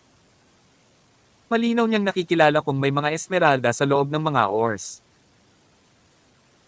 Kung aasa lang siya sa kanyang third eye, hindi niya makikita ang aura ng esmeralda sa loob ng ores dahil ang mga batong ginamit nila ay may napakakapal na layer, at ang esmeralda ay nakatago sa loob nito. Gayunpaman, sa pamamagitan ng pangunawa ng kanyang espiritual na kamalayan, naramdaman niya ito. Sa isang sulyap pa lang, masasabi na niyang may malaking piraso ng esmeralda sa loob nito. Napakabilis, nakakita siya ng ilang mga esmeralda sa mga ores. Nagkataon na binalak kung gumawa ng anteng-anteng mula sa mga esmeralda. Kapag isinabot mo ito sa iyong leeg, dapat ay medyo epektibo ito. Kung maganda ang swerte, kukuha ko at gagawa ng ilan pa. Kahit yung transparent na klase ayos lang, sabi ni Alex kay Cheryl. Sa sinabi niyang iyon ay halos humagalpak sa tawa ang alagad sa gilid. Emeralds, ang transparent na uri, at makakuha ng ilan pa. Sa tingin mo ba ito ay isang emerald store? Ang mga tao na maaaring magputol ng mga esmeralda mula sa mga ores dito sa buong taon ay kakaunti, at mabibilang mo pa nga sila sa isang banda. Tumawa si Thea na para bang narinig niya ang pinaka-nakakatawang biro sa mundo. Hindi mapakali si Alex sa kanya. Pumili siya ng 2 bato sa lahat ng nakita niya na may napakagandang kalidad na mga esmeralda sa loob, pagkatapos ay bumaling sa disipulo mula sa Golden Tower na nanguna sa kanila dito at sinabing, gusto ko ang 2 ito. Natuwa ang alagad nang marinig iyon at agad na tinulak ang isang kariton para ilagay ang mga bato sa loob. Ang 2 ores ay hindi maliit sa laki. Tiningnan ng disipulo ang presyo at ang kabuuan ay aabot sa halos 2 milyon. Sa ganitong paraan, makakakuha siya ng komisyon na 20,000, napakaganda. 2 milyon, kaya mo ba? Namilog ang mata ni Thea sa sinabi niya. Oh, inaasahan mo bang magbabayad ang babae mo? Biglang naalala ni Alex ang matalik na kaibigan ni Dorothy, si Cassandra. Siya ay nagsabi ng parehong bagay sa kanya noon at sa wakas ay napilitang tawagin siya bilang ama. Ilang buwan na niya itong hindi nakikita at hindi niya alam kung saan siya nagpunta. Umiti siya at sinabing, ano ang mangyayari kung kaya ko? Lumuhad ka ba at tatawagan akong ama? Kabanata 11:29. Gusto mo tawagin kitang ama? Bakit gusto mo iyon? Malinaw, si Thea ay hindi Cassandra at hindi siya dumiretso sa bitag. Marahil ay nadama niya na ang 2 milyon ay hindi eksaktong malaking pera. Kung gayon, huwag kang gumawa ng ganoong kaguluhan, sabi ni Alex. Napakalaki ng Golden Tower at napakaraming masasayang bagay dito. Bakit mo kami sinusundan? Pwede ka nang umalis at maglaro. Ikaw, gusto ko lang magkaroon ng upuan sa front row para makita kung paano mawawala ang lahat ng mayroon ka sa pagsusugal dito. Kung ganoon, bibigwin kita. Kahit na binili ko ang lahat ng ores dito ngayon, hindi ko mawawala ang lahat ng mayroon ako. Pagkatapos ay hiniling ni Alex sa disipulo na itulak ang kariton sa tabi niya. Para siyang nasa supermarket naglalagay ng mga bagay na sa tingin niya ay mukhang maganda habang nagmamasid sa paligid, hindi talaga tinitingnang mabuti ang nilagay niya sa loob ng cart. Sa ibang nanunood sa kanya parang bulag na namhuhula siya at pinipili ang mga napili niya. Umiling-iling ang mga mas maalam nang makitang pinipitas niya ang mga mineral sa paraang ginagawa niya. Marahil ay naisip nila na ito ay tiyak na isang gastusin mula sa Diyos na nakakaalam kung saan. Ang mga pumitas ng ores ay karaniwang maingat na pag-aaralan ang mga ito at maraming tao ang nagpapakinang ng maliwanag na flashlight sa mga ores na para bang sinusubukang matukoy ang pagkinang sa mineral kasama nito upang makita kung may mga esmeralda sa loob nito. Iba si Alex, ang pamimitas ng ores tulad ng pamimitas ng mga gulay sa supermarket sa loob lamang ng 3 minuto, halos mapuno na ang kariton na itinutulak ng service boy. Tuwang-tuwa ang service boy sa una sa pag-aakalang napakaswerte niya ngayong araw na ito para makabangga siya ng ganoong kagastusan. Hindi lamang siya walang alam ngunit siya rin ay bukas palad sa pagpili ng napakaraming ores. Ang kabuuang halaga ng mga ores sa kariton ay nagkakahalaga din ng higit sa 80 milyon. Makakakuha siya ng 1% na komisyon mula sa kabuuang halaga at iyon ay 800,000 na. Naka-jackpot siya. Gayunpaman nang makita niya kung paano naging mas nakakadismaya ang mukha ni Thea habang lumilipas ang panahon, naramdaman din niyang may hindi tama. Paano makakabili ang sino man ng napakaraming ores? Kahit na wala silang alam, higit sa lahat, kukuha sila ng ilang piraso at bubuksan ito upang suriin. Itong lalaking ito, wala na ba talaga siyang pera at ginagamit lang ito para pasayahin ang sarili niya? Habang iniisip niya ito, ibinuka ni Alex ang kanyang bibig at sinabing, sige, sapat na iyon sa ngayon. Saan ako magbabayad? Laking gulat ni Thea at nanlaki ang kanyang mga mata nang sabihin niya na itala ko ito para sa iyo at ang kabuoang halaga ng cart na ito, hindi kasama ang mga scrap, ay 83 milyon. Excuse me, may pera ka pa ba? Kalmadong sagot ni Alex, bed pa rin ang taya ngayon. Pumuso si Thea. Fine, if you can afford 83 million, luluhod agad ako at tatawaging ama. Ngunit kung hindi mo kaya pagkatapos ay maghuhubad ka ng iyong mga damit at gagapangin ang 10 lap sa lugar na ito para sa akin. Deal, I swipe ang card. Kinuha ni Alex ang bank card at ibinigay sa service boy. Umisi si Thea, ginagamit mo ang pinakakaraniwang debit card na ginagamit ng lahat ng sibilyan. Seryoso ka bang sinasabi sa akin na mayroon kang 83 milyon na nakadeposito sa loob? Naniniwala ka ba dito, service boy? Malalaman mo kapag na-swipe mo ito. Sabi ni Alex. Napakabilis, maraming iba pang mga tao ang dumating sa cash register. Makalipas ang kalahating minuto, ipinasok ni Alex ang kanyang password. Ding! Isang mahinang tunog ang umalangaw-ngaw at isang resibo ang naiprint. Titig na titig si Thea at nagtanong, so, nabigo ba ang transaksyon? Hindi siya maaaring magbayad ng higit sa 80 milyon gamit ang bank card na iyon, tama ba? Kinuha ng service staff sa checkout counter ang resibo at sinabing, hindi, kapag matagumpay ang transaksyon, ipiprint ang resibo. Mahal na kagalang-galang na sir, salamat sa pagbili ng mga ores sa aming Golden Tower. Narito ang iyong bank card at resibo. Mangyaring ingatan silang mabuti. Nalaglag ang panga ni Thea, nakabuka ang bibig. Hindi niya matanggap ang katotohanan. Imposible yon. Ito ay dapat na isang pagkakamali. Paano siya magkakaroon ng ganoon kalaking pera? Umisi si Alex. Thea, nasa harap mo na ang mga katotohanan. Kaya, tinanggap mo ang taya kaya dapat mong tanggapin ang pagkatalo.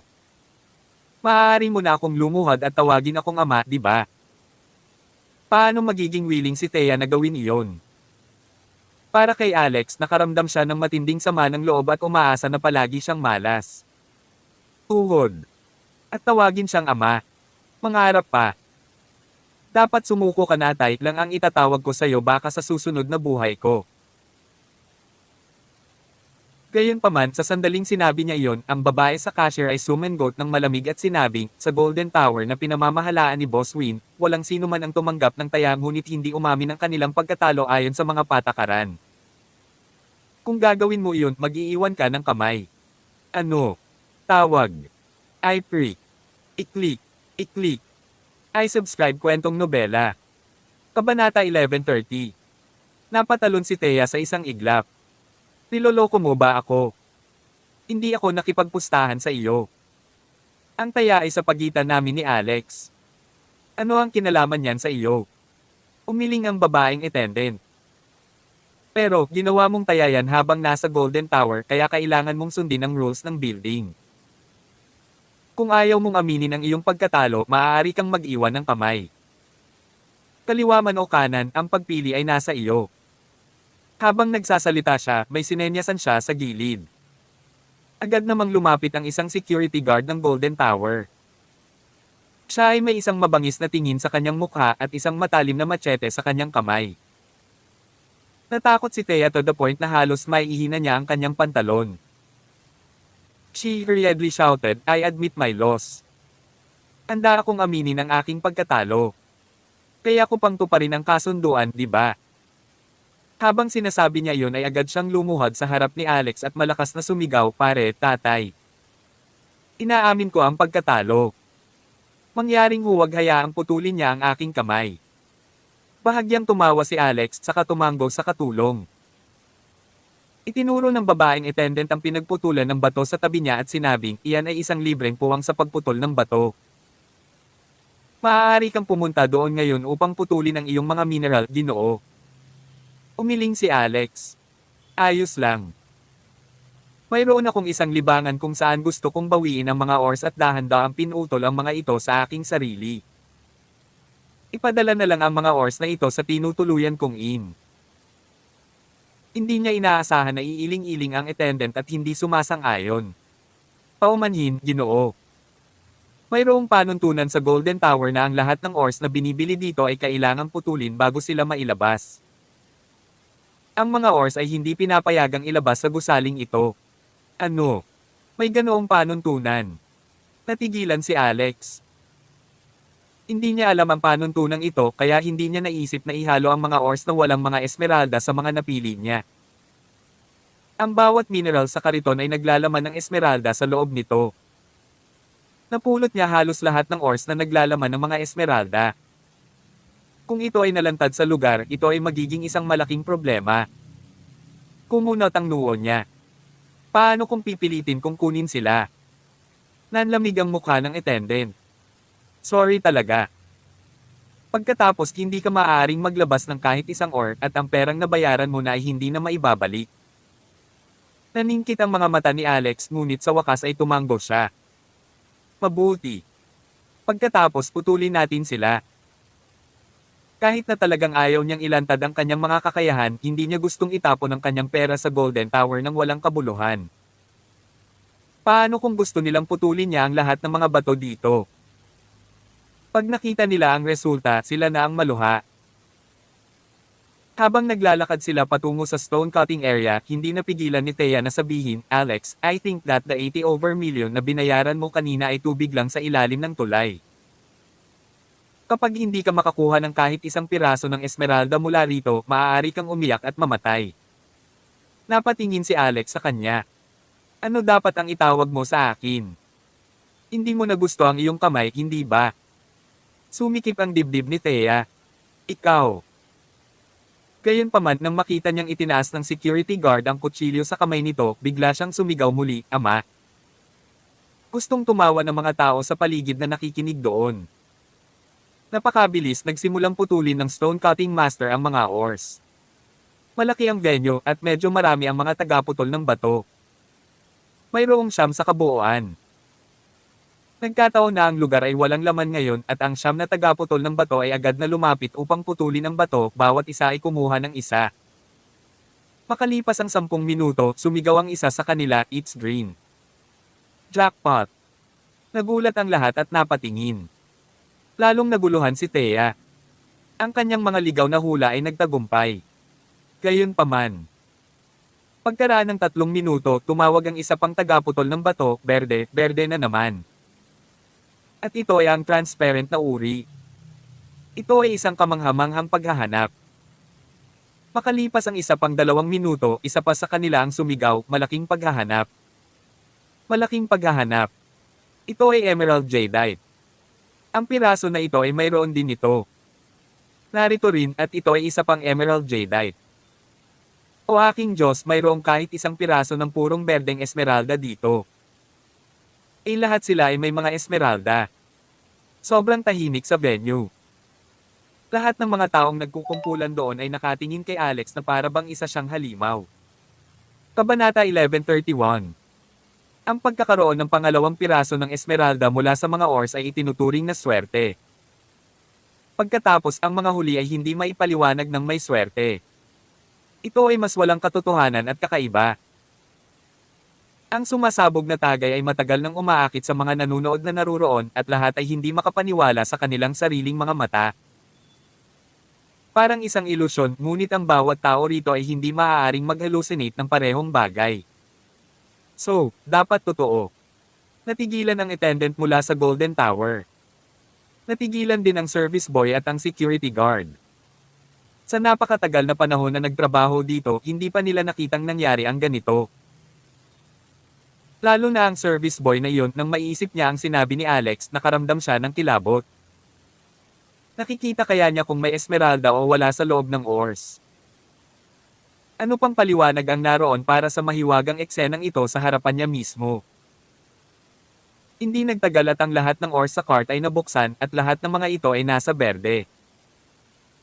Kahit na hindi ito mga emerald jadeites, sila ay mga glassy emeralds pa rin. Ang pinakamasamang uri na nakuha niya ay ang maulap na uri, ngunit kahit na ang piraso ay malaki. Ito ay napakalaking paghahanap. Ito ay halos mas malaki kaysa sa anumang bagay sa ilalim ng kalangitan.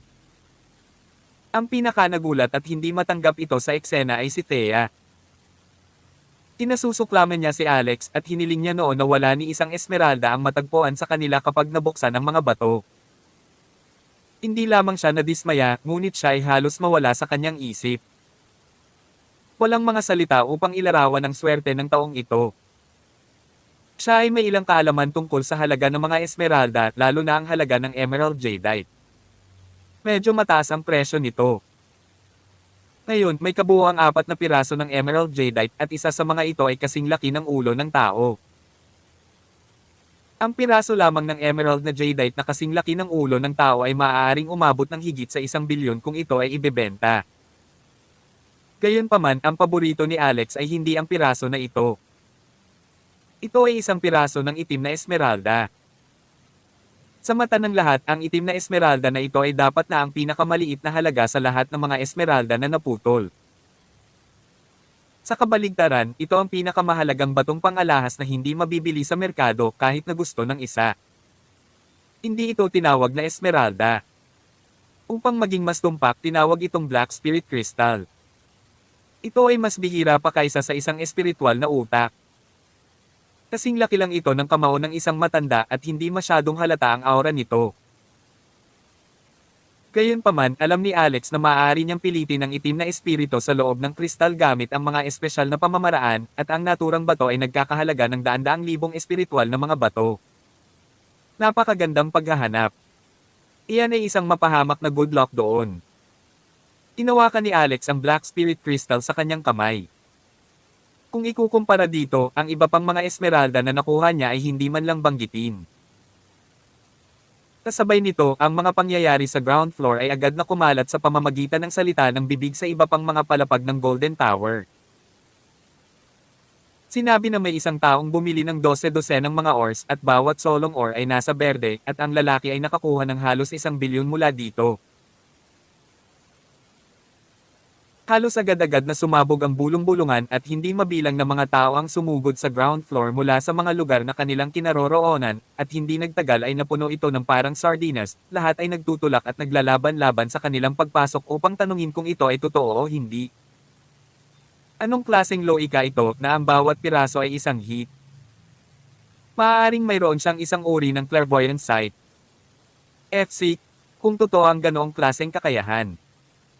Madaling maging pinakamayamang tao sa mundo sa loob lamang ng ilang minuto. Nagkagulo ang mga tao. Tumingin sila kay Alex na puno ng inggit, selos, at mas masalimuot na damdamin. Halimbawa, nakita nila siya bilang isang kasangkapan para sa kanila na lumakad patungo sa tugatog ng buhay. Palihim na napabuntong hininga si Alex sa kanyang puso. Ito ang dahilan kung bakit hindi niya nais na makita ng sino man ang mga oars na pinuputol sa unang lugar. Ngayon, halatang nakita siyang halimaw sa mga mata ng ilang tao at isang rule breaker. Nang kumalat ang balita, malamang na hindi mabilang na problema ang naghihintay sa kanya. Nagtama ang mga mata ng babaeng attendant at ng security guard. Tawag. I pre. I-click. I-click. I subscribe kwentong nobela. Kabanata 1132. Tahimik namang umatras ang security guard, umalis sa ground floor. Mabilis siyang nagtungo para magsumbong sa may-ari ng Golden Tower. Si Richit Asterisk. Kasabay nito, ang orihinal na buhay na una hanggang ikatlong palapag ng Golden Tower ay biglang naging kalat-kalat at iilan na lamang ang natira sa mga lugar. Karaniwan, hindi ito magiging problema. Gayunpaman, ang mga tao mula sa Divine Constabulary ay nasa loob. Nandito sila para hulihin ang may-ari ng Golden Tower na si Giovanni Wynn. Ito ay dahil ang Divine Constabulary ay may mahalagang piraso ng katibayan na nagpapatunay na si Giovanni ay konektado sa isang pabrika na gumagawa ng bagong uri ng lason, at malamang na ito ang boss sa likod ng pabrika ng paggawa ng lason na ito. Ang lason ay isang bagay na kamakailan lamang ay lumitaw, at ito ay mas nakakapinsala kaysa sa mga ordinaryong lason. Ito ay isang uri ng likido na maaaring ihulog sa tubig para sa pagkonsumo, at ito ay nakuha mula sa isang halaman. Napakahirap din itong tukuyin at makilala, at sa ngayon, nagdulot ito ng daan-daang pagkamatay kahit libo-libo. Naging sanhi din ito ng pagkakawatak-watek ng mga pamilya at sapilitang mapunta sa kahirapan at kawalan ng tirahan. Sa sandaling ito, halos lahat ng tao sa Golden Tower ay pumunta sa ground floor na naging dahilan upang dumaikit ang ilan sa mga miyembro mula sa Divine Constabulary. Captain, anong gagawin natin? Ang pagsusugal ng bato sa ground floor ay nakakaakit ng labis na atensyon. Malamang na malantad tayo sa ganitong rate. Sino ba ang nagdulot ng kaguluhan? Kung sakaling makuha ko ang aking mga kamay sa taong iyon, puputulan ko ang kanilang balat. Ang nagsabi nito ay ang babaeng nakabangga kay Alex ng ilang beses at ang babaeng katabi niya sa in-room. Siya ang kapitan nitong Learn from the Divine Constabulary. We'll make our move ahead of schedule. Lahat strike pagdating ng pagkakataon, she instructed. Agad na kumilos ang mga miyembro mula sa Divine Constabulary. Si Richit Asterisk. Sa kabilang panig, tinatalakay ni Giovanni ang negosyo kay Hubert. Gayunpaman, malinaw na nasa mas kapaki-pakinabang na posisyon si Giovanni. Young Master Gordon, wala akong pag-aalala tungkol sa pagkuha ng mga bagong manlalaro sa aking negosyong kosmetiko. Magiging tapat ako sa iyo, ang dahilan kung bakit binigyan namin ang pamilyang Coleman ng Missouri ng ganoong cut-and-dry tanging presyo noon ay dahil napakakapangyarihan nila, at wala akong ibang pagpipilian kundi ang sumuko dahil sa matandang iyon, si Terence, na patuloy na pinipilit ako. Ngayong patay na si Terence, kalahati ng negosyo ng pamilyang Coleman ng Missouri ay nahulog sa mga kamay ng pamilya Stormer ng Michigan. Anong dahilan ang kailangan kong magpakita ng higit na paggalang sa pamilya Coleman? Sa kabaligtaran, hindi ko ba dapat ibalik ang pera na kinita ng pamilya Coleman sa aking mga gastos? Dahil kamag-anak ka sa pamilyang Coleman ng Missouri, mas mabuti iyon. Dapat ibalik mo muna sa akin ang kabuuan ng pera. Kapag naibalik mo na ito, pag-uusapan natin muli ang tungkol sa pakikipagtulungan. Nakasuot si Giovanni ng isang pares ng salaming pang-araw at isang string ng berdeng chrysoprase ang nagsilbing kwintas sa kanyang leeg. May ilang emerald ring din sa kanyang mga daliri. Mahaba at kulot ang kanyang buhok at humihitit siya ng tabako na may masamang tingin sa kanyang mukha habang nakatingin kay Hubert. Napatulala si Hubert. Hindi niya inaasahan na ayaw ni Giovanni na makipag-usap sa kanya tungkol sa negosyo ngunit sa halip ay gusto niyang humingi ng pera. Ang paggamit ng pangalan ng pamilyang Coleman ng Missouri ay hindi lamang hindi nakatulong sa kanya, ngunit nagdulot ito ng isang sakuna para sa kanya. Boss Giovanni, magkano ang kailangan kong bayaran noon? Tumawa si Giovanni, huminga ng kanyang tabako at nagbuga ng usok bago sinabing 10 bilyon. Ano sa tingin mo? Ano? Tumalon si Hubert sa kanyang mga paa. Imposibleng gawin niya ito. Boss Win, please huwag kang magbiro. Paano ako makakakuha ng 10 bilyong dolyar? Hindi problema kung hindi mo kaya. Hindi mo na lang kailangang bumalik. Agad na nawala ang ngiti sa mukha ni Giovanni at itinaas niya ang 2 paa sa coffee table, binigyan si Hubert ng matalim na tingin. Sa pagkakataong ito ay may kumatok sa pinto at pumasok ang isang security guard. Ito rin ang security guard mula sa ground floor na darating para magbigay ng kanyang ulat. Kaagad siyang may ibinulong sa tenga ni Giovanni at isang pagtataka ang bumungad sa mukha ng lalaki. Gayunpaman, lumingon siya kay Hubert at mabilis itong naging ecstasy. Kabanata 1133. Ano ang ibig sabihin ng pagkakaroon ng isang tao na makapagsasabi ng 100% kung mayroong isang esmeralda sa loob ng mga oars? Alam na alam ni Giovanni. Nangangahulugan ito ng pinakamataas na kayamanan. Nangangahulugan ito na mabot ang langit sa isang solong hangganan, isang napakalaking kalamangan. Kakailanganin pa ba niyang magtrabaho ng husto para patakbuhin ang ginintoang Torres sa napakatiwangwang na lugar na may napakahiwagang tao sa kanyang tabi? Kailangan pa ba niyang pumasok sa cosmeceutical business na iyon? At kailangan ba niyang makipagsapalaran upang lumikha ng bagong laso na iyon? Hindi, tanga lang ang gagawa nito. Pagdating ng oras, maaari na lang siyang magtungo sa Myanmar at kunin at bilhin ang lahat ng ores doon na naglalaman ng mga esmeralda sa loob nito. Maaari niyang buksan ito sa kanyang sarili at magsimula ng isang negosyong esmeralda. Maaari siyang maging pinakamalaking supplier ng mga emerald jadeite at maaari rin niyang monopolize ang buong negosyo sa mundo. Mula noon, nakakapag-relax na siya at nakakapagsaya araw-araw sa isang villa na may kayakap ng mga babae. Nang maisip niya ito, nagsimulang bumilis ang tibok ng puso ni Giovanni at naging mabigat ang kanyang paghinga. Tumingin siya kay Hubert pagkatapos ay tumawa siya at sinabing, "Young Master Gordon, I can let the 10 billion go. Isang tao lang ang kailangan mong ibigay sa akin." Walang ideya si Hubert kung ano ang nangyayari kaya nagtanong siya, "Sino?" "Yung lalaking kasama mo," sabi ni Giovanni. Nagulat si Hubert sa isang iglap, tumingin siya kay Giovanni ng kakaiba. Laking gulat niya sa loob. Maaaring ito ay na ang matandang ito ay isang bading. At nahadyop ng mata ni Alex. Nang makita ni Giovanni ang ekspresyon sa mukha ni Hubert, alam niyang walang kabuluhan ang sasabihin pa. Gayunpaman, nasa loob na ngayon ng kanyang Golden Tower si Alex. Siya ay may kanyang mga paraan upang mapanatili ang kapwa sa kanyang tahanan. Agad siyang tumayo na may ngiti sa kanyang mukha at ibinalik ang tabako sa kanyang bibig bago sinabing, "Halika, salubungin natin ang Stone Gambling Master na ito at batiin siya ng maayos. Dapat din nating batiin siya sa pagiging punong konsultant ng ating Golden Tower." Naunawaan kaagad ng security guard ang intensyon ni Giovanni. Sumagot siya bilang pagsang-ayon at pagkatapos ay binuksan ang mga pinto ng opisina para akayin si Giovanni pababa sa ground floor para hanapin si Alex. Gayunpaman, sa sandaling ito, isang babae ang biglang sumugod, binigyan ng security guard na naglalakad palayo ng isang marahas at matalim na sipa. Pagkatapos, ang itim na baril ng baril ay nakatutok kay Giovanni na naglalakad sa likod ng security guard. Ito ay ang babae na naging kapitan ng pangkat mula sa Divine Constabulary. Ang kanyang pangalan ay Soraya Mays.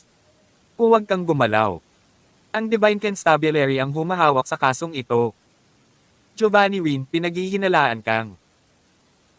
Hindi niya nagawang tapusin ang kanyang pangungusap bago biglang iniluwa ni Giovanni ang tabako sa kanyang bibig na parang isang bala sa bilis ng kidlat. Ano? Nanlaki ang mga mata ni Soraya, ang kanyang puso sa gulat. Ang lakas na ipinakita ni Giovanni ay higit pa sa kanya na isang advanced na Mystic Rank Warrior. Talagang lakas iyon ng isang Earth Rank Warrior, ngunit hindi niya masabi kung anong rank siya. O hindi. Mali ang katalinuhan para sa misyong ito. Tulad ng iniisip ni Soraya, ang kalahating sunog na tabako ay tumama ng malakas sa kanyang dibdib. Siya ay lumipat sa pinaka-kritikal na sulok at ito ay tumama sa kanang bahagi ng kanyang dibdib. Kung hindi, tumama ito sa kaliwang bahagi ng kanyang dibdib. Sa sandaling tumama ang tabako sa kanyang katawan, naramdaman ni Soraya ang isang bug zone ng panloob na lakas na maaaring magpabagsak ng mga bundok at mabaligtad ang mga dagat na bumulwak mula sa dulo ng tabako na humipo sa kanya. Sa sandaling iyon, pakiramdam niya ay madudurog ang kanyang katawan. Gayunpaman, ang kanyang willpower ay itinuturing na mabigat. Kahit na napakalakas na suntok ay dumapo sa kanya, nagngangalit siya ng kanyang mga ngipin at itinutok ang kanyang baril sa ibabang bahagi ng katawan ni Giovanni at nagpaputok ng putok. Umalangaw-ngaw sa gusali ang tunog ng putok ng baril na agad na ikinaalarma ng lahat sa Golden Tower. Si Hubert na nasa opisina pa rin ni Giovanni sa mga oras na ito ay bumagsak kaagad sa lupa, ang dalawang kamay ay nakataas upang takpan ang kanyang ulo. Ihihina lang niya ang kanyang pantalon sa takot. Hindi niya alam kung ano ang nangyayari sa mundo. Hindi rin niya eksaktong narinig ang sinabi ni Soraya kanina. Sa kasamaang palad, ang bala ni Soraya ay hindi tumama kay Giovanni. Siya ay umiwas ng maaga upang maiwasan ang bala at nang muling itutok ni Soraya ang kanyang baril at gustong magpaputok, inabot niya agad ang baril mula sa kanya. Hahaha. Ang Divine Constabulary. Inabol mo talaga ako hanggang sa Golden Tower sa isang maliit na bayan tulad ng Morrow. Wala ka na talagang ibang gagawin kundi magpanik ha. Nakakaawa, isang hamak na Mystic Rank Warrior na tulad mo. Ano sa tingin mo ang mahahanap mo dito? Dahil naglakas loob kang lumabas dito, dapat naghanda ka ng manatili rito. Umisi si Giovanni. Pinahit niya ang busol ng baril para itutok kay Soraya bago walang pag-aalinlangan na hinatak ang gatilyo. Tawag. I-prick. I-click. I-click. I-subscribe kwentong nobela. Kabanata 1134. Gayunpaman, ilang sandali bago ito nangyari, isang bala ang bumaril mula sa kaliwa. Bago pa makapagpaputok si Giovanni para patayin si Soraya, tumama ang bala sa baril sa kanyang kamay at sumabog. Boom! Tarat-tarat. Nabasag sa lupa ang mga sumabog na bahagi ng baril. Kagad pagkatapos, 5 miyembro mula sa Divine Constabulary ang sumugod lahat. Malungkot na sabi ni Soraya na katatapos lang mamatay, mag-ingat kayong lahat. Ang taong ito ay isang Earth Rank Warrior at ang kanyang mga kasanayan sa martial arts ay mataas. Ang impormasyon na nakuha namin bago ito ay seryosong liko. Sabi ng isa sa mga miyembro ng Divine Constabulary, F***, what the hell? Paano sila nagkakamali ng ganito? Papatayin ang mga tao. Desididong nagpa siya si Soraya. Gawin mo. Huwag magpigil ng anuman. Patayin mo siya ng walang awa. Ngayong alam na nilang si Giovanni ay isang Earth Rank Warrior, kung mayroon pa silang intensyon na bawiin siya ng buhay, hindi ito tinatawag na pagkakaroon ng mga prinsipyo kundi isang simpleng katangahan. Bang bang bang.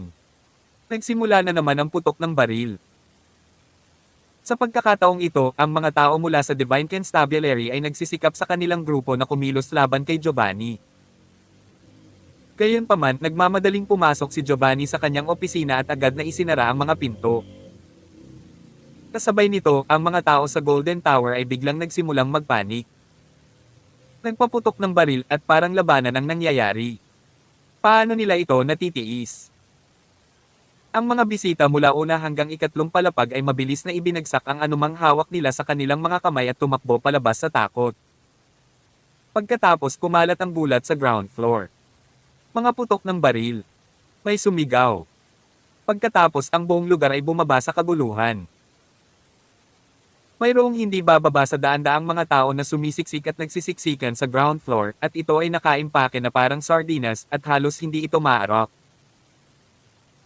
Ito ay sa una ay isang magulo na kapaligiran at masaya, ngunit ito ay malinaw na ang iyong sariling buhay ay mas mahalaga sa isang buhay at kamatayan sitwasyon.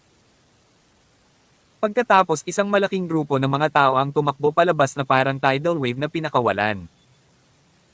Sa panahong ito, naganap din ang mga malubhang aksidente sa stampede. Tinawakan ni Cheryl ang kamay ni Alex, bakas sa mukha nito ang pagkagulat habang nakatingin sa kanya. Huwag kang mag-alala. Walang makakasakit sa iyo habang nandito ako, sabi ni Alex. Gayunpaman, sumigaw si Thea, "Hoy, Rockefeller, may sira ba sa ulo mo? Bakit ka pa umaarte na parang ang galing mo sa oras na ganito? Sa tingin mo ba ikaw ang superhero, Iron Man? Bilisan mo at tumakbo. Tumakbo. Para saan? Nandito pa rin ang mga Esmeralda ko," sabi ni Alex. Mas mahalaga ba ang buhay mo o ang mga Esmeralda? Bilisan mo. Cheryl, kunin mo siya at umalis ka. Bakit biglang naging passionate si Thea sa kanya at nagpumilit na takasan si Alex? Iyon ay dahil pagkatapos niyang umalis, ang lahat ng mga Esmeralda dito ay hindi ibabalik kay Alex, kaya ang lahat ng ito ay isang sayang pagsisikap. Siyempre, matutuwa siya rito. Sa kasamaang palad, hindi gumalaw sina Alex at Cheryl. Si Alex ay may ganap na tiwala. Gagawin ng isang tao ang lahat sa kanyang makakaya para yumaman, iyon ba? Kaya mo nang alagaan ang iyong sarili kung gayon. Pagkasabi nun ay kusang tumakbo si Thea. Para naman kay Hubert, hindi man lang niya inisip ang tungkol sa kanya dahil malapit na ang sakuna na nangyayari sa kanyang harapan. Sa sandaling ito, may isang lalaki na nagpasya na makipagsapalaran at maging sakam na gustong kunin ang Esmeralda na kasing laki ng ulo ng tao kay Alex. Sumugod siya, balak niyang sunggaban at takbuhin ito sa kasamaang palad na salo siya ni Alex. Gusto mong nakawin? May kakayahan ka bang gawin ito? Direkta siyang sinipa ni Alex, pinalipad sa ere ang lalaki. Kasabay nito, sinusubukan ni Soraya na malaman kung paano haharapin si Giovanni habang nakatayo siya sa labas ng kanyang opisina nang biglang nahulog ang isang napakalaking lambat mula sa itaas na nagkulong sa 3 miyembro ng koponan ng Divine Constabulary, kabilang si Soraya, sa loob nito. Ang natitirang ilang miyembro ay tinaga hanggang sa mamatay ng mga kutsilyo sa mga kamay ng ilang disipulo mula sa Golden Tower na lumitaw sa likuran nila. Kabanata 1135.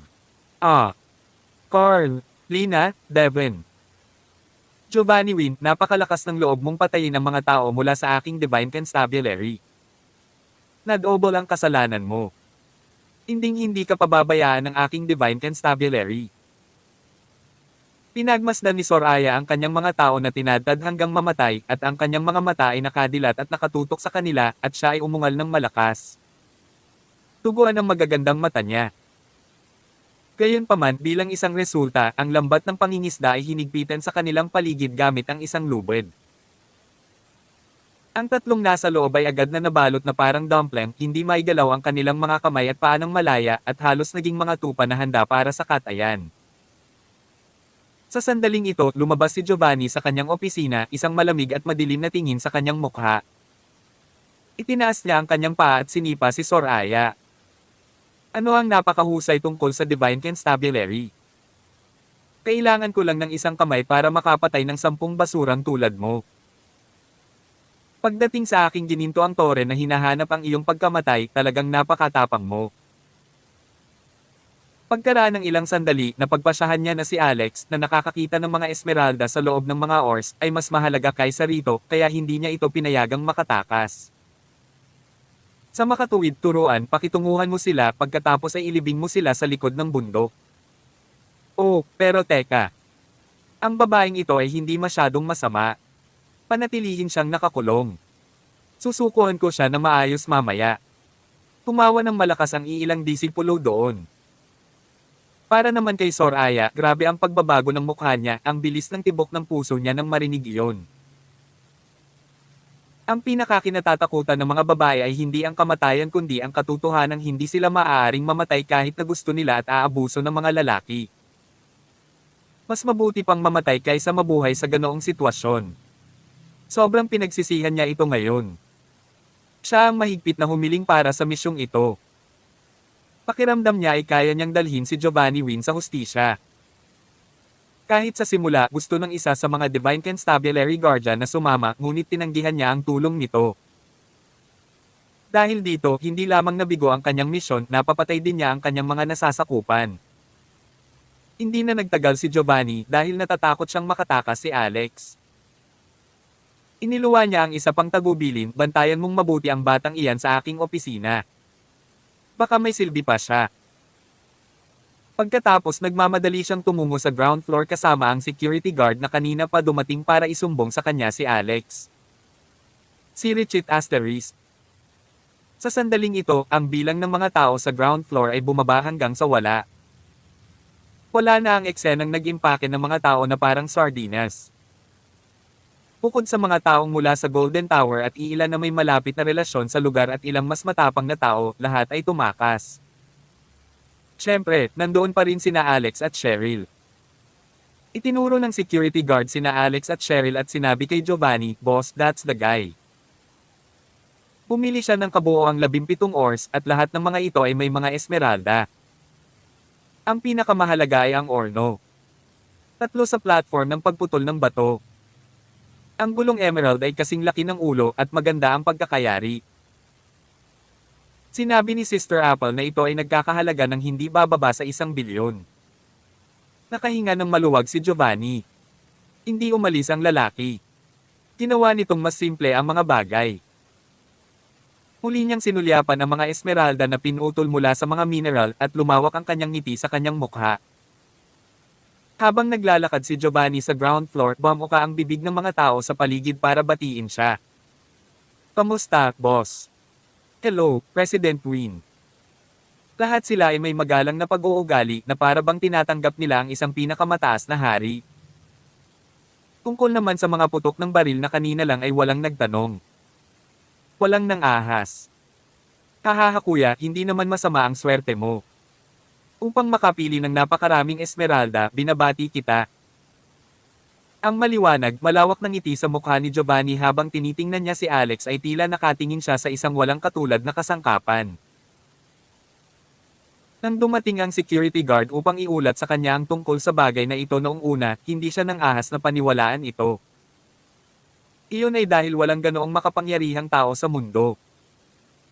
Kahit na ginamit niya ang pinaka-advanced na kagamitan sa pag-scan sa mundo, imposibleng sabihin kung may mga esmeralda sa loob ng mineral o wala. Ngunit ngayon tinitingnan ang lahat ng mga esmeralda na naputol, naniwala siya. Sumulyap si Alex kay Giovanni at bahagyang nagulat siya. "Till then."